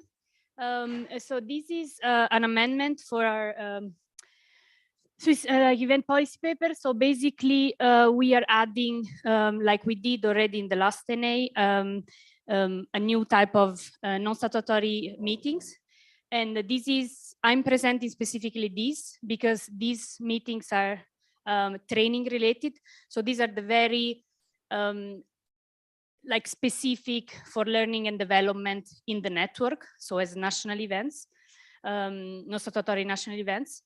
Because we have also other events when we do training, but these ones will be implemented as in our hopefully future learning and development plan. So we are including them. So I will go through, I will explain before what they are, and I'm gonna go through everything that I put in the document. So what are like the regulations for them. So normally they are national training events for the Swiss ESN communities. So they are meant to develop soft skills of volunteer and in their specific field of action. And we have different communities. We don't see them all, but they are 7. And so we have presidents, vice president, HR managers, local representatives, business and finance, event managers, communication, and IT. So those are the ones that we have for the moment, which are, I mean, quite many, I would say. But yeah, they were actually like, yeah, that we have at the moment. So the general information about them, normally the community meeting should take place once a semester between the start of the academic semester until the end of it. It doesn't really matter if it's at the beginning or at the end. It can be like chosen by the community managers. These ones will be either with a minimum of 1 day to a maximum of 2 days, and they can be either in person or online.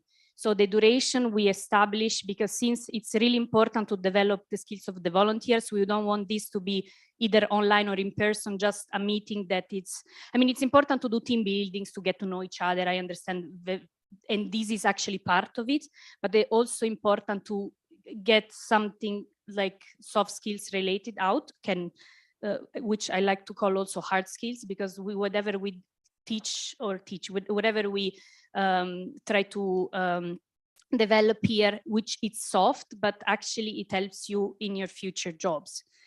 So it's a minimum online of 4 hours to a maximum of 8. So it's like half, I would say, half a working day.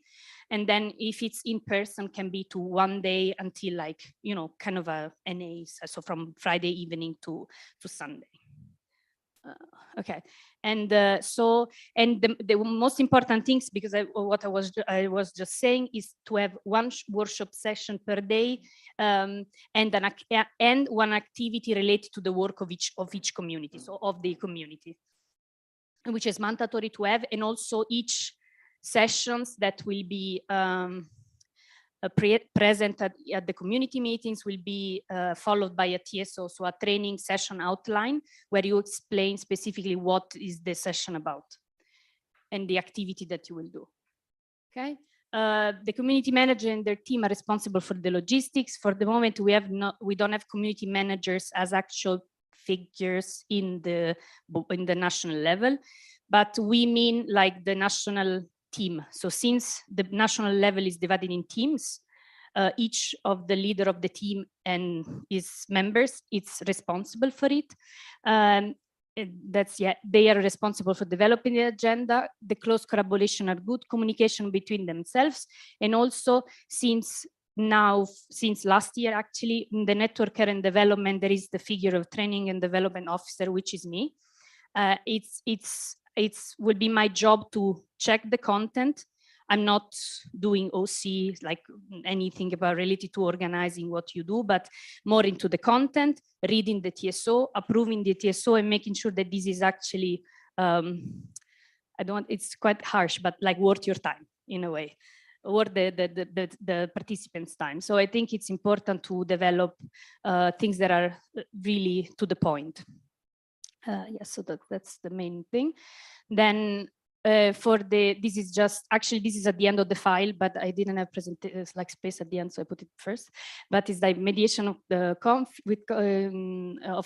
So community managers are responsible for that. And then in case of more members of DNL, there are conflicts, then the AC also responsible mediation body, which is actually typical for all our events that are in this policy. It's the same exact thing.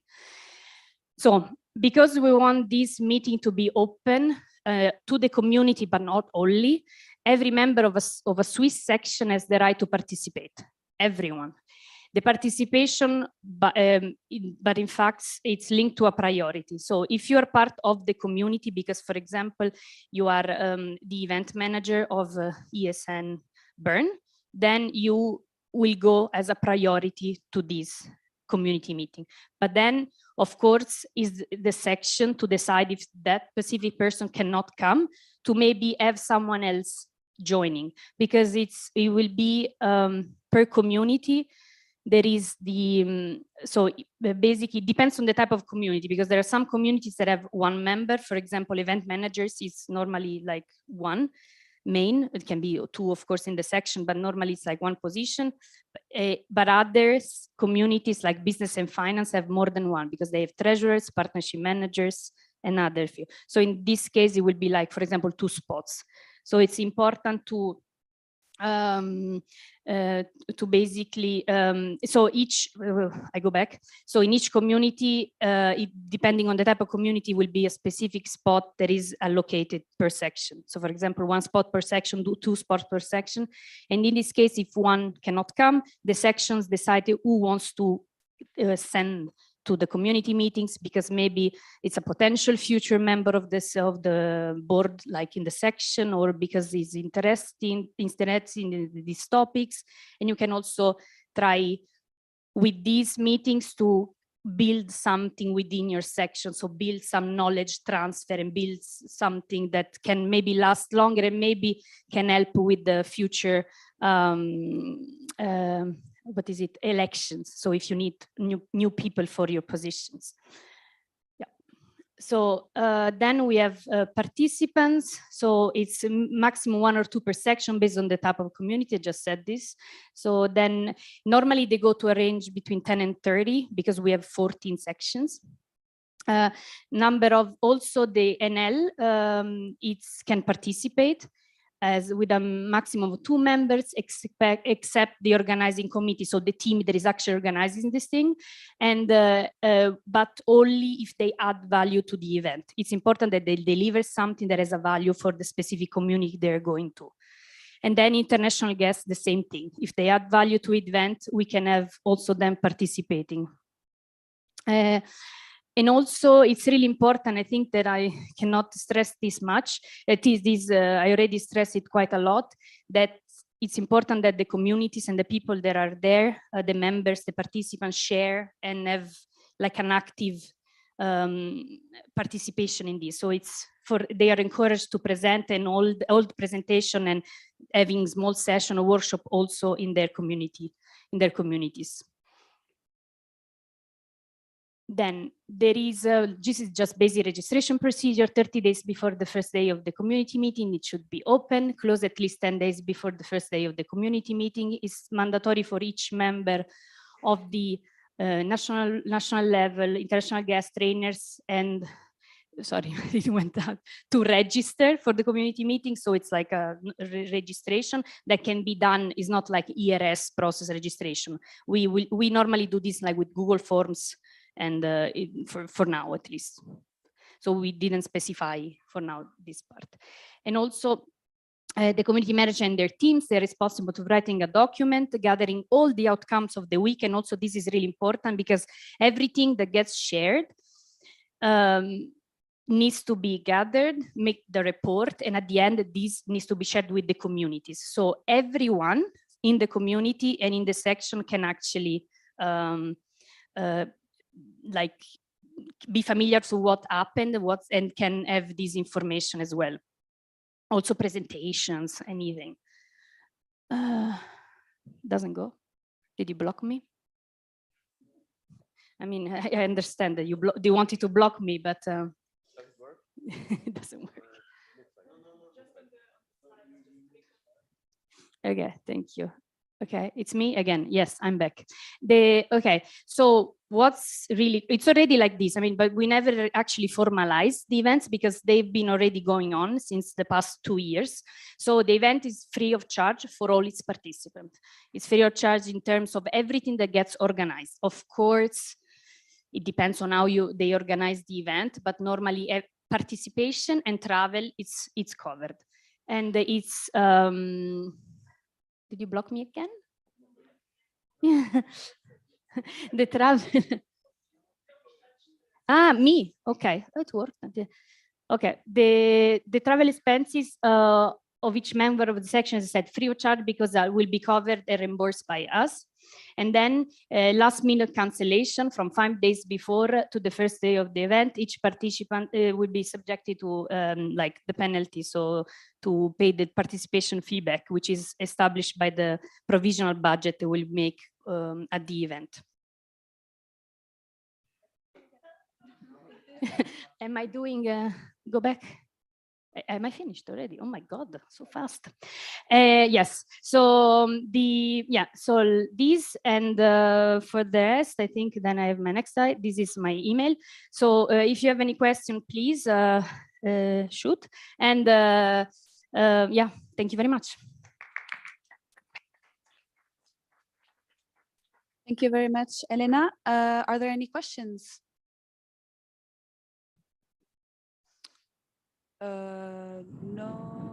No question. Oh, yeah. Comments? I need the arms to go up, or else I can't see. Okay. It's fine. It's fine. Ah, okay. I thought I. Hello. Hello. Yeah. Yes, in Zurich. Thank you very much for your presentation. I think it's very cool that now also the community meetings are also being formalized. I have a question. I think I'll also maybe ask another later. Regarding the quality of the community meetings, is this something that you want to also include in the procedures about how to quantify the quality of the community meetings, how to make them, like, you know, the process of feedback and continuous improvement of the community meetings, because this is something that has been growing quite organically over the past couple of years, and to make sure that this is actually helpful for people and interesting, it could be cool to also have include that. To answer. No, is that something that Okay, yes. I think already having this, it's a little bit more structured and not like it gives an idea of that we are doing it for a specific purpose. That's one thing. And of course, this is really community based. Since this is the Swiss event policy paper, we didn't talk too much about what's happening in the community, but what actually is going on. We have there is sometimes, at least I will say that I can talk of my ex-community, that there were a lot of consultations within the community about what to do and what not to do, and a discussion about what we'll present. The community also went forward with the presentation and I want to say amendment, but it's not amendment, like, you know, things that they wanted to improve. And I think that with the fact that we are reporting everything that we do at the end, will already something that helps in the feedback. The fact that we're writing TSOs and we are feedbacking also, that I'm doing the feedbacks of the TSO, this is already something that it's good for our database, so our soft skills training database. So there will be a sort of starting with the reports, starting with these TSOs and training session outlines. Sorry, I need to say what they are. Yeah. Okay, very good comment. Do you want to comment? A comment on Arnaud? Arnaud, ESN Switzerland. So you were talking about the quality. So as we've said, there's the TSO that are being reviewed, but also the feedback will be in all the reports of all community meetings. And it will be, even though it's not written, it's kind of something has been also the case, that there's always a feedback part. So in terms of quality, I think the participants can express also this. Are there, and also because it needs to be shared with the whole community, so it's important that everyone knows. And also each TSO has feedbacks normally. Whenever we structure it, I always try to make sure whenever I feedback a TSO that the inside they have feedback. Sorry for the choice of words, but yeah. Are there other questions? Laura, are there other questions after Laura? Yes or no? I need to know. Well, okay, Laura, go. Okay, Laura, Advisory Council of ESN Switzerland. I have a question regarding the point that you said you need, like, one workshop and session per day needs to be added. Like, no, each day needs to have one workshop, one session. Like, how complex does the session needs to be? Because, like, what is the what is the definition of session for you? Because a session can be very different in many ways, and also I mean, it's said that it's the community meeting is lasting 2 days, which obviously doesn't count an arrival day in case that you have a whole weekend. I mean, we discussed this beforehand, but yes, yeah, what kind of session are you expecting from the people that are holding the meetings? I think, yes, session terms is broad, but not necessarily, I would say. So session can be at workshops that are accompanied by a TSO, but also small sessions, and also session in general, like also, I think if you ever read like an EGM session explanation, there are so many different things like campfire, like types of presentation, and also sessions, it really is like focus on the activity of the community. So it really depends on the type of community, how can you develop session. But it's session terms, I will say workshops, and I will say anything that you can find in an EGM booklet. Or if I don't know if anyone knows, but normally EGM, it gives a booklet and there's different types: campfire, EG talks, in Erasmus generation talks. Then we have, oh dear, so many, I don't even remember them. Knowledge hub, and so this is in my idea. But as I said, I think this is more content as well wise, and this is more policy paper events. So it's more like, what do we do? What are the regulation of the event? But yes, I understand that maybe session can be more explained, like what type. Okay, are there other questions? I don't see hands. I propose to close the speakers list. Speakers list is closed. Thank you very much, Elena. Thank you. But I think it's still me. Still me. I need to present before coffee break, no? Yes. So okay. Now, It's still me. Sorry. Now we have the coffee break. I'm not leaving you. Microphone. You. Sorry. Oh, yeah. I was just figuring out where I was. So now we have the coffee break. That was supposed to last for 20 minutes. I'm proposing to reduce it to 15, so that we still are on time, more or less. Does everyone accept this change? Does someone oppose it? No? Okay, then it's 15 minutes. So the workshops will start at 4:20. Don't move. Don't move. Okay. Yeah. And I wanted to already show you where you will be. So for today, it's on the left side. Find your name and find the room you will be in, and you can meet directly, I would say, at 4:20 in those rooms with your workshops. Yeah, we can send you. We will send you in the group. Let's say that. We'll send you in the link in the group so you can see. It might be that you're not specifically in your in the session you chose as first because of we need to redistribute. But I try to keep it a bit like as you requested in the form. I just wanted to mention, if you're not in there because you didn't register or because you don't see your name because of my mistake, please just tell me or just decide which session you want to go, because they're quite balanced, so it doesn't really matter. But please, if the name is there, go to the specific session. And and just, can you lower down a little bit? No, sorry, up. Mistake. Okay, so just a change. So tomorrow there will not be Vim. There was like a communication Vim presentation by Cecilia. She will not do this anymore, and I'm gonna give a session on budgets and money to spice it up a little bit. So it has a really long name. So if you want to participate, since I also divided by what you put before, and but yeah, if you want, since there was a change, you can come to my session. Okay, but please cool. be on time. So coffee break until 4:20.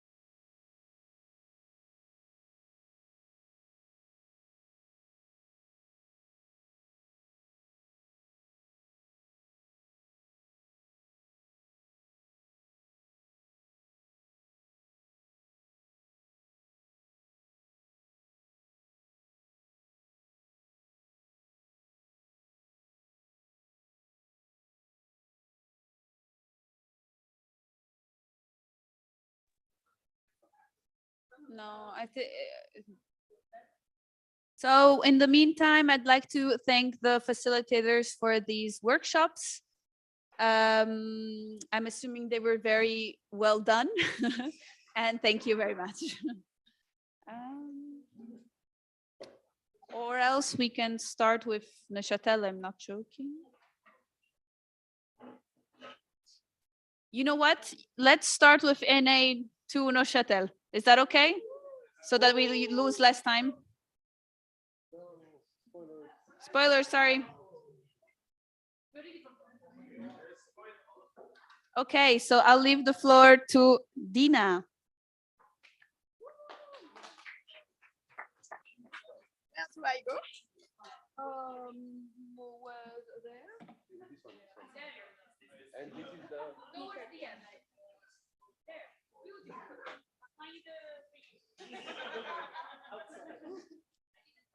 For the presentation. Wow. Okay. This is the pointer and this is how you go back. Big button to go next slide, small button to go back. Okay. Please, attention, we just need a few more minutes of your time. One, two, one, two. Okay, so I will start. Hi. So my name is Dina. I'm the VP of OC, and I'm also the president of ESN Neuchâtel. Why I'm here? Well, I'm gonna tell you why Neuchâtel is the best destination for NA2. Tell me why. Okay, okay, so Neuchâtel is almost the center of Switzerland. Oh. No? So it's a very practical location. The camp where we're gonna stay has really, really nice accommodation like fire pits, basketball courts, and a soccer pitch. Bougie.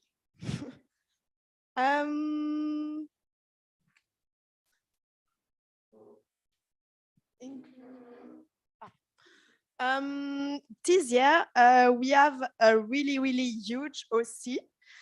When I started in ESN Neuchâtel, we were about 7 people. Now we are 29.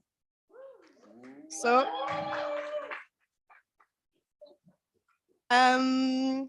a really, really motivated OC and existent one. Neuchâtel is not really good at cooking, but the location has professional cooking team, and OC only needs to do the dishes. So, yeah. So, let me present you the OC. We have Tom, head of OC. He's not here because of COVID. You have me. Hi. VP of OC. You have Jules. Raise your hand. Hi. You have Maeva. You have Chloé. And you have Margot.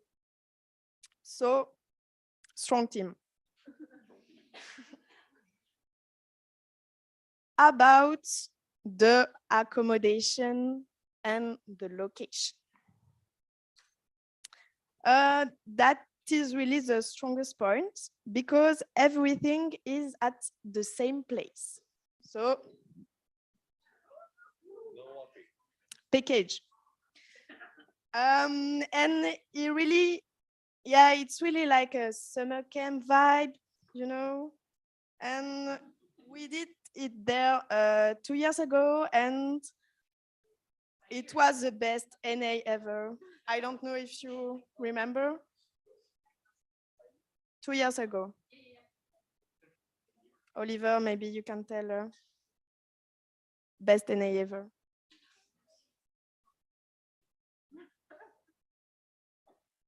And people look really happy here. Maybe you can tell. About the social program, we're gonna climb that rock. No, okay. We were thinking about city tour, maybe hikes, museum, maybe absinthe museum.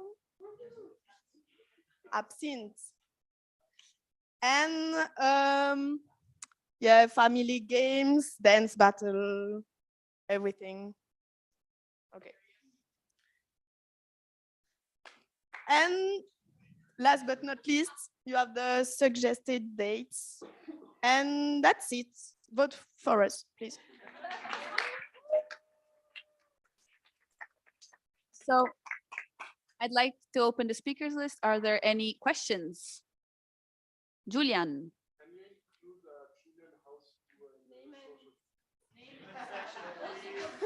It is okay. Any real questions? Arno, thank you. Arno, is it? Wow, fancy. Arno is in Switzerland. It is something that you have to think later on, but I still want to ask you if you have already an idea for the theme of DNA? The theme. The Yeah, theme. we have. It's a secret. But it's a secret. Okay. But it's gonna be the best team ever. Cecilia? Hi, Cecilia, ESN Switzerland.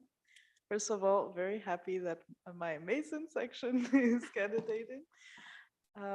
My question is, since you've already done OC for NA, what is something that you'd like to improve from your last NA, basically?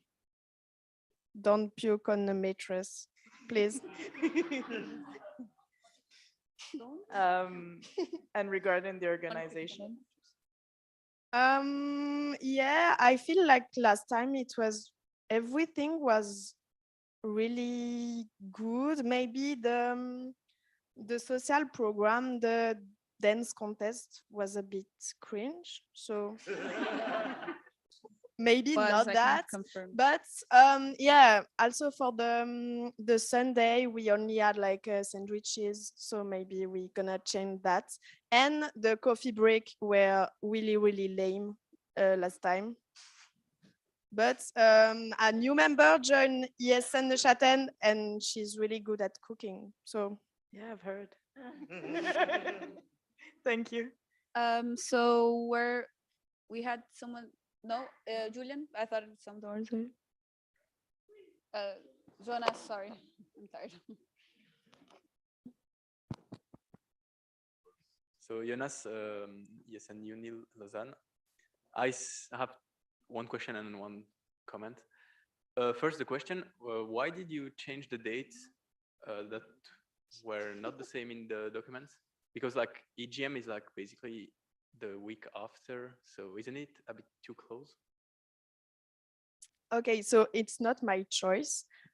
We really we really negotiated with the location, and because it's a very nice place, it's really busy, and it's the only dates that it's working. So we really had no choice with the dates.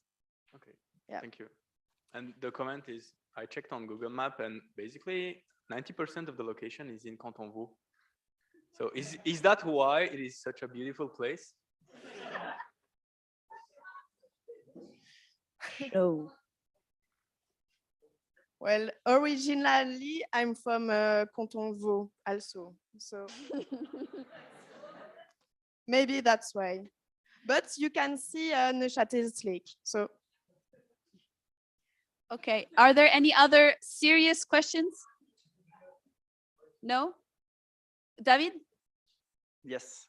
David, ESN Switzerland. You said you were planning to prepare a city tour. Which city of the canton are you planning to do Serious this? questions. Sorry. Sorry. It was really? No serious Um, questions? Any other questions? Okay, Chantal. Yeah. Or else. Chantal, former ESN Switzerland. I wonder if you bring something innovative to NAs maybe, because we know the concept of NAs, we know how it works, but maybe you have an idea which ESN Neuchâtel would revolutionize, I don't know, in the social program or something, but maybe it's also a secret, I don't know. If you, what is the question? if you bring something innovative as an OC to the NA, something new. Ah, absinthe.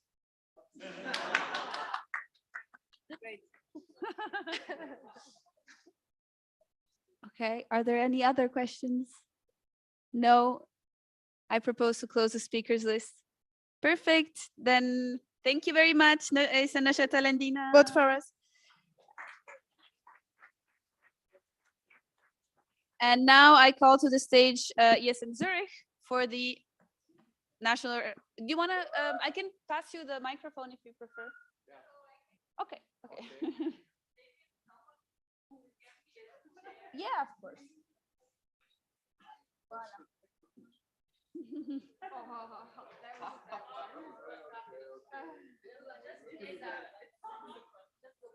Okay.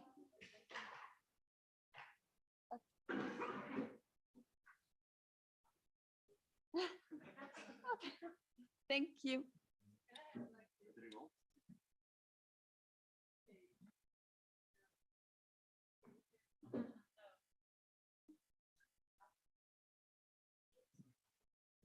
Okay, so first thing I want to mention, a previous speaker said that helping at an egg is boring.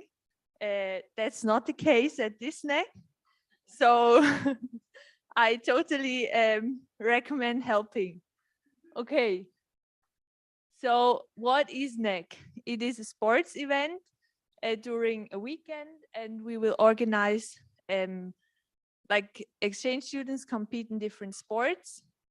In athletics, mainly running. Then in basketball, we organize a tournament. Then there will be a tournament in volleyball. And there will also be a tournament in futsal, which is football but indoors. And of course, there will be a lot of fun. And also the winners of the different categories qualify to participate at the International Erasmus Games, which will be in Poland, I think. Okay, so who is the OC? So myself, I am the head of OC. Then we have Yas as our food coordinator.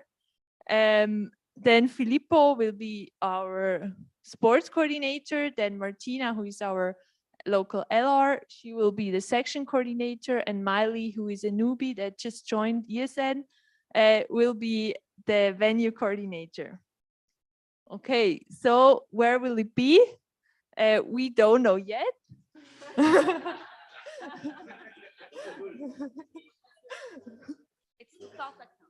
Yeah, we're not that concrete as the NA that previously presented, but our vision is to make a weekend from 2 nights from Friday to Sunday, then to have up to 150 participants and then additional helpers, but that depends on the venue that we find.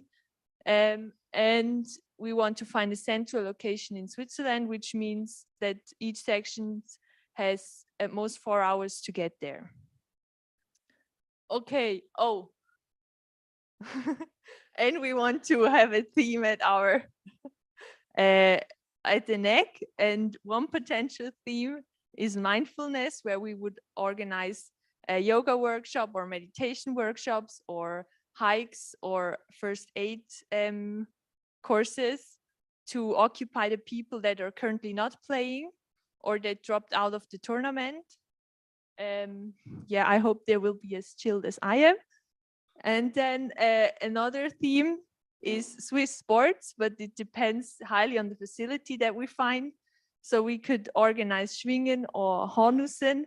And yeah, maybe that would be fun to introduce the yeah, international students too. Yeah, what can you do as a person here sitting in the audience? You can organize sports events in your section to bring people together that like to do sports. And then you can advertise SNEC. It would be really cool. And you can also join the OC. You maybe noticed that we don't have a treasurer yet. We also don't have a PR company, a PR manager yet, and a sponsor coordinator. Yeah, so that was it from my side. I hope you vote for us.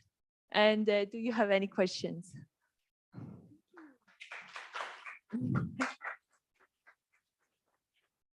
Thank you very much. Are there any questions? Oh, a lot. I think I saw Leotrim, Julian, Iside, and then Oliver. So, Leotrim is a Lucerne. This is mostly a comment, as I've been at 2 NACs. I think because usually there's always a weird number of teams for sports, I would highly suggest you do a point system for the rankings. Because tournament, like if you do tournament with 3 teams or 5 teams or 7 teams, it won't work. Yeah, I don't know, like it depends on the number of teams that sign up, I guess. Yeah. Right, that's it. Julian?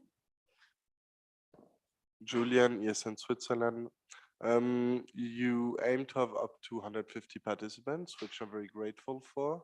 But do you have an idea of the timeline with how you're going to work with the section so that they are aware and they can also promote it way more to the students so that you can reach that goal of 150 people, for example? Can you say it again? Okay. Do you have an idea of the timeline you want to have if you're elected as a NAG OC with how you're going to communicate with the sections so that they can also start recruiting for people, I mean, looking for participants on their side, because a big event like that, you have to organize it good in advance or you have to adapt and yeah. Yeah, we haven't discussed that yet, but I think maybe it's a good, at the beginning of next semester, it's a good point to communicate it to all the sections again, and so that they can tell it to their students, and then there are also new students, so we reach everyone that possibly could go to the NEC. Is it? Oliver. Is it Oliver? I have 2 questions, so you can go first. You can do one. Oliver. Yes. Okay.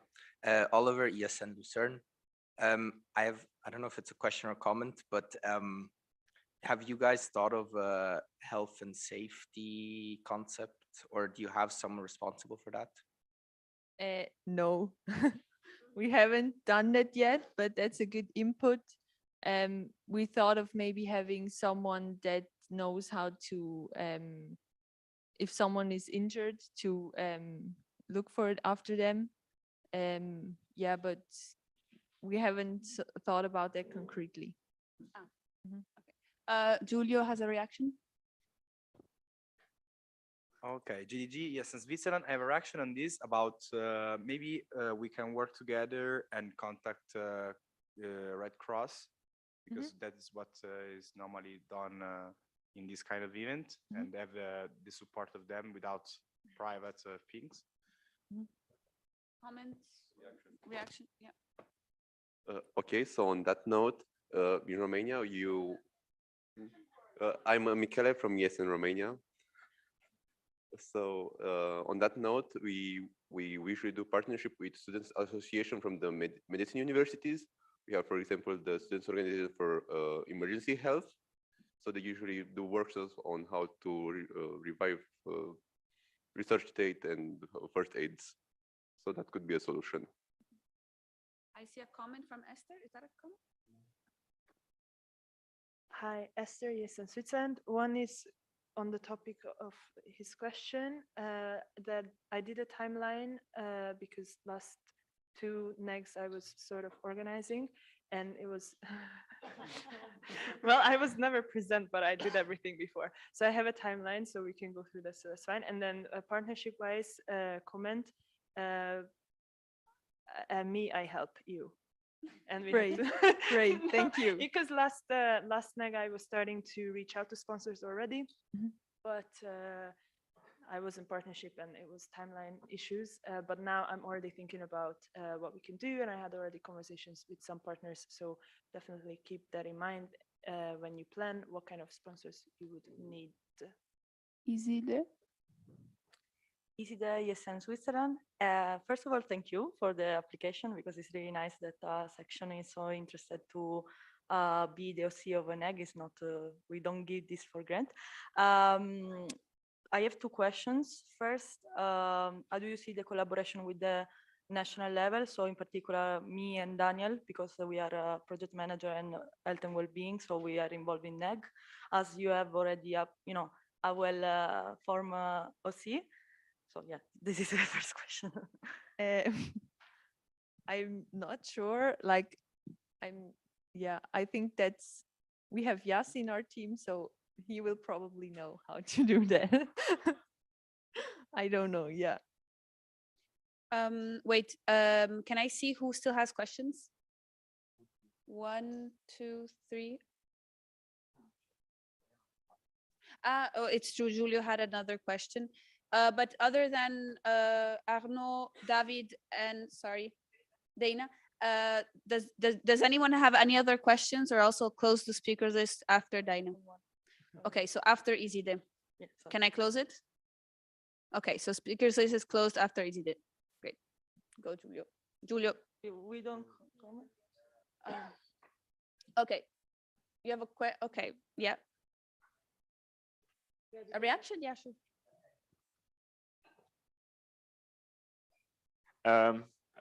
It's working. Yeah, so regarding the collaboration, yeah. Yes, in Switzerland. Zurich, maybe ESN Switzerland. Maybe. I think regarding collaboration, it's super important that the national level helps out in the things that are not covered by the OC. So that's one thing. The second thing is that regarding, for example, the theme, this could be really helpful to also have your input and your help. And third, regarding the health and safety concept, I think this is also where you could give a lot of input and also help regarding. Yeah, like other than the sponsors that Esther mentioned, to have like good contacts, established contacts on ESN Switzerland's level for things like the Red Cross or other student associations that could help.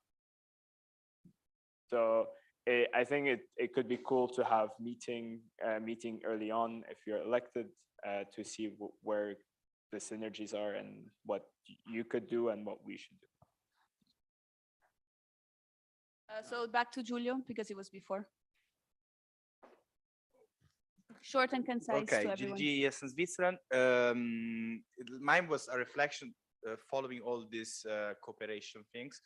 I asked this also to the former OC of NEG related to the institutional domain. So you know that it's not only about organizing the event, but also you can get through the event, through partner, the opportunity to cooperate with sport club, deputy mayor for sport, municipality, and these are a key actor to support you in the organization of the event.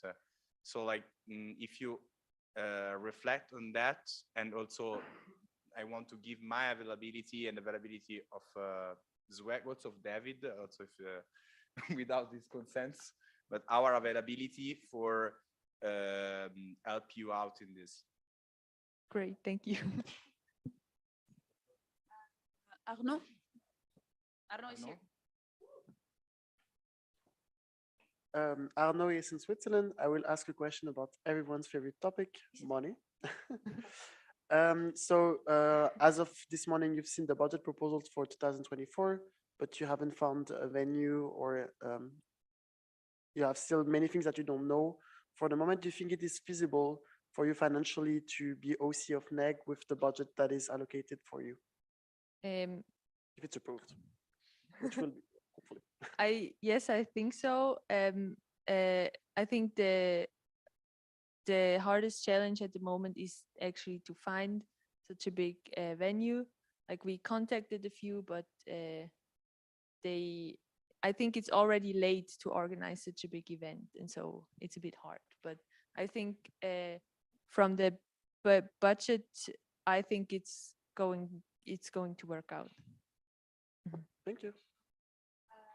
Darina? Darina, sorry. Let's be safe. So Darina is in Lithuania. I don't know how guys things works in ESN Switzerland, but I just have a question. Like, you mentioned it's gonna be 2 nights, sorry. So like, if it's, I don't know, like if it's a lot of participants, are they gonna compete whole day, or you have any plans for the evening part, or you're gonna accommodate them somewhere, and like how it's gonna happen? Yeah, so optimally we will have maybe a party or social program on Saturday evening, and then like similar to the NAs, I think, with the social program, I guess. Yeah. David?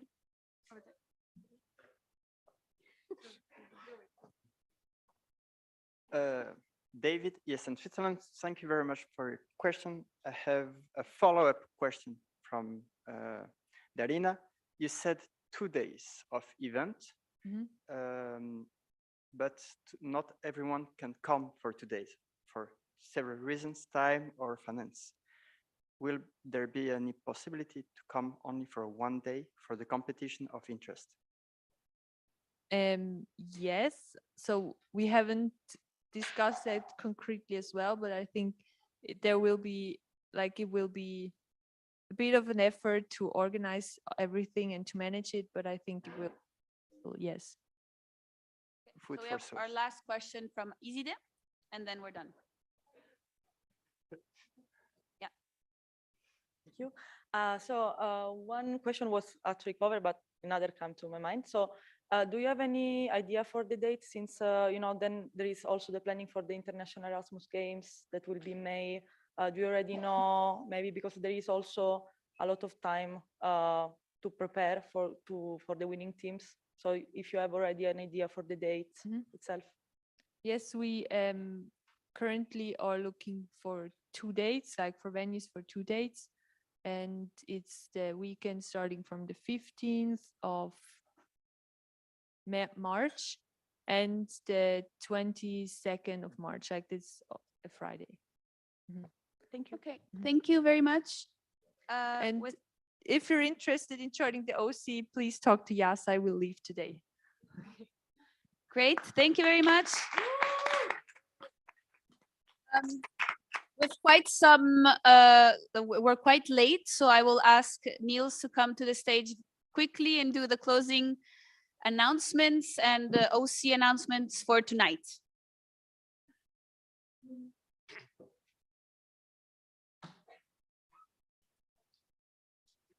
Okay, great. We made it here almost on time, a little bit late. Please go back to the hostel as fast as you can. You know, it's always the same at every NA. We had dinner reservation at 19:30. I know this is 40. So please try to make the bus at Zieglerspital at your hostel at latest 7:10. So you should have still enough time, 25 minutes maybe to change.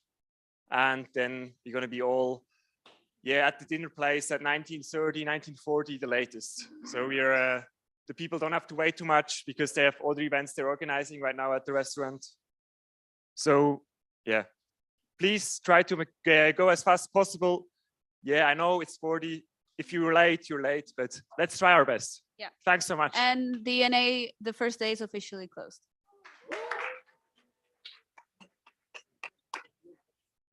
Yes.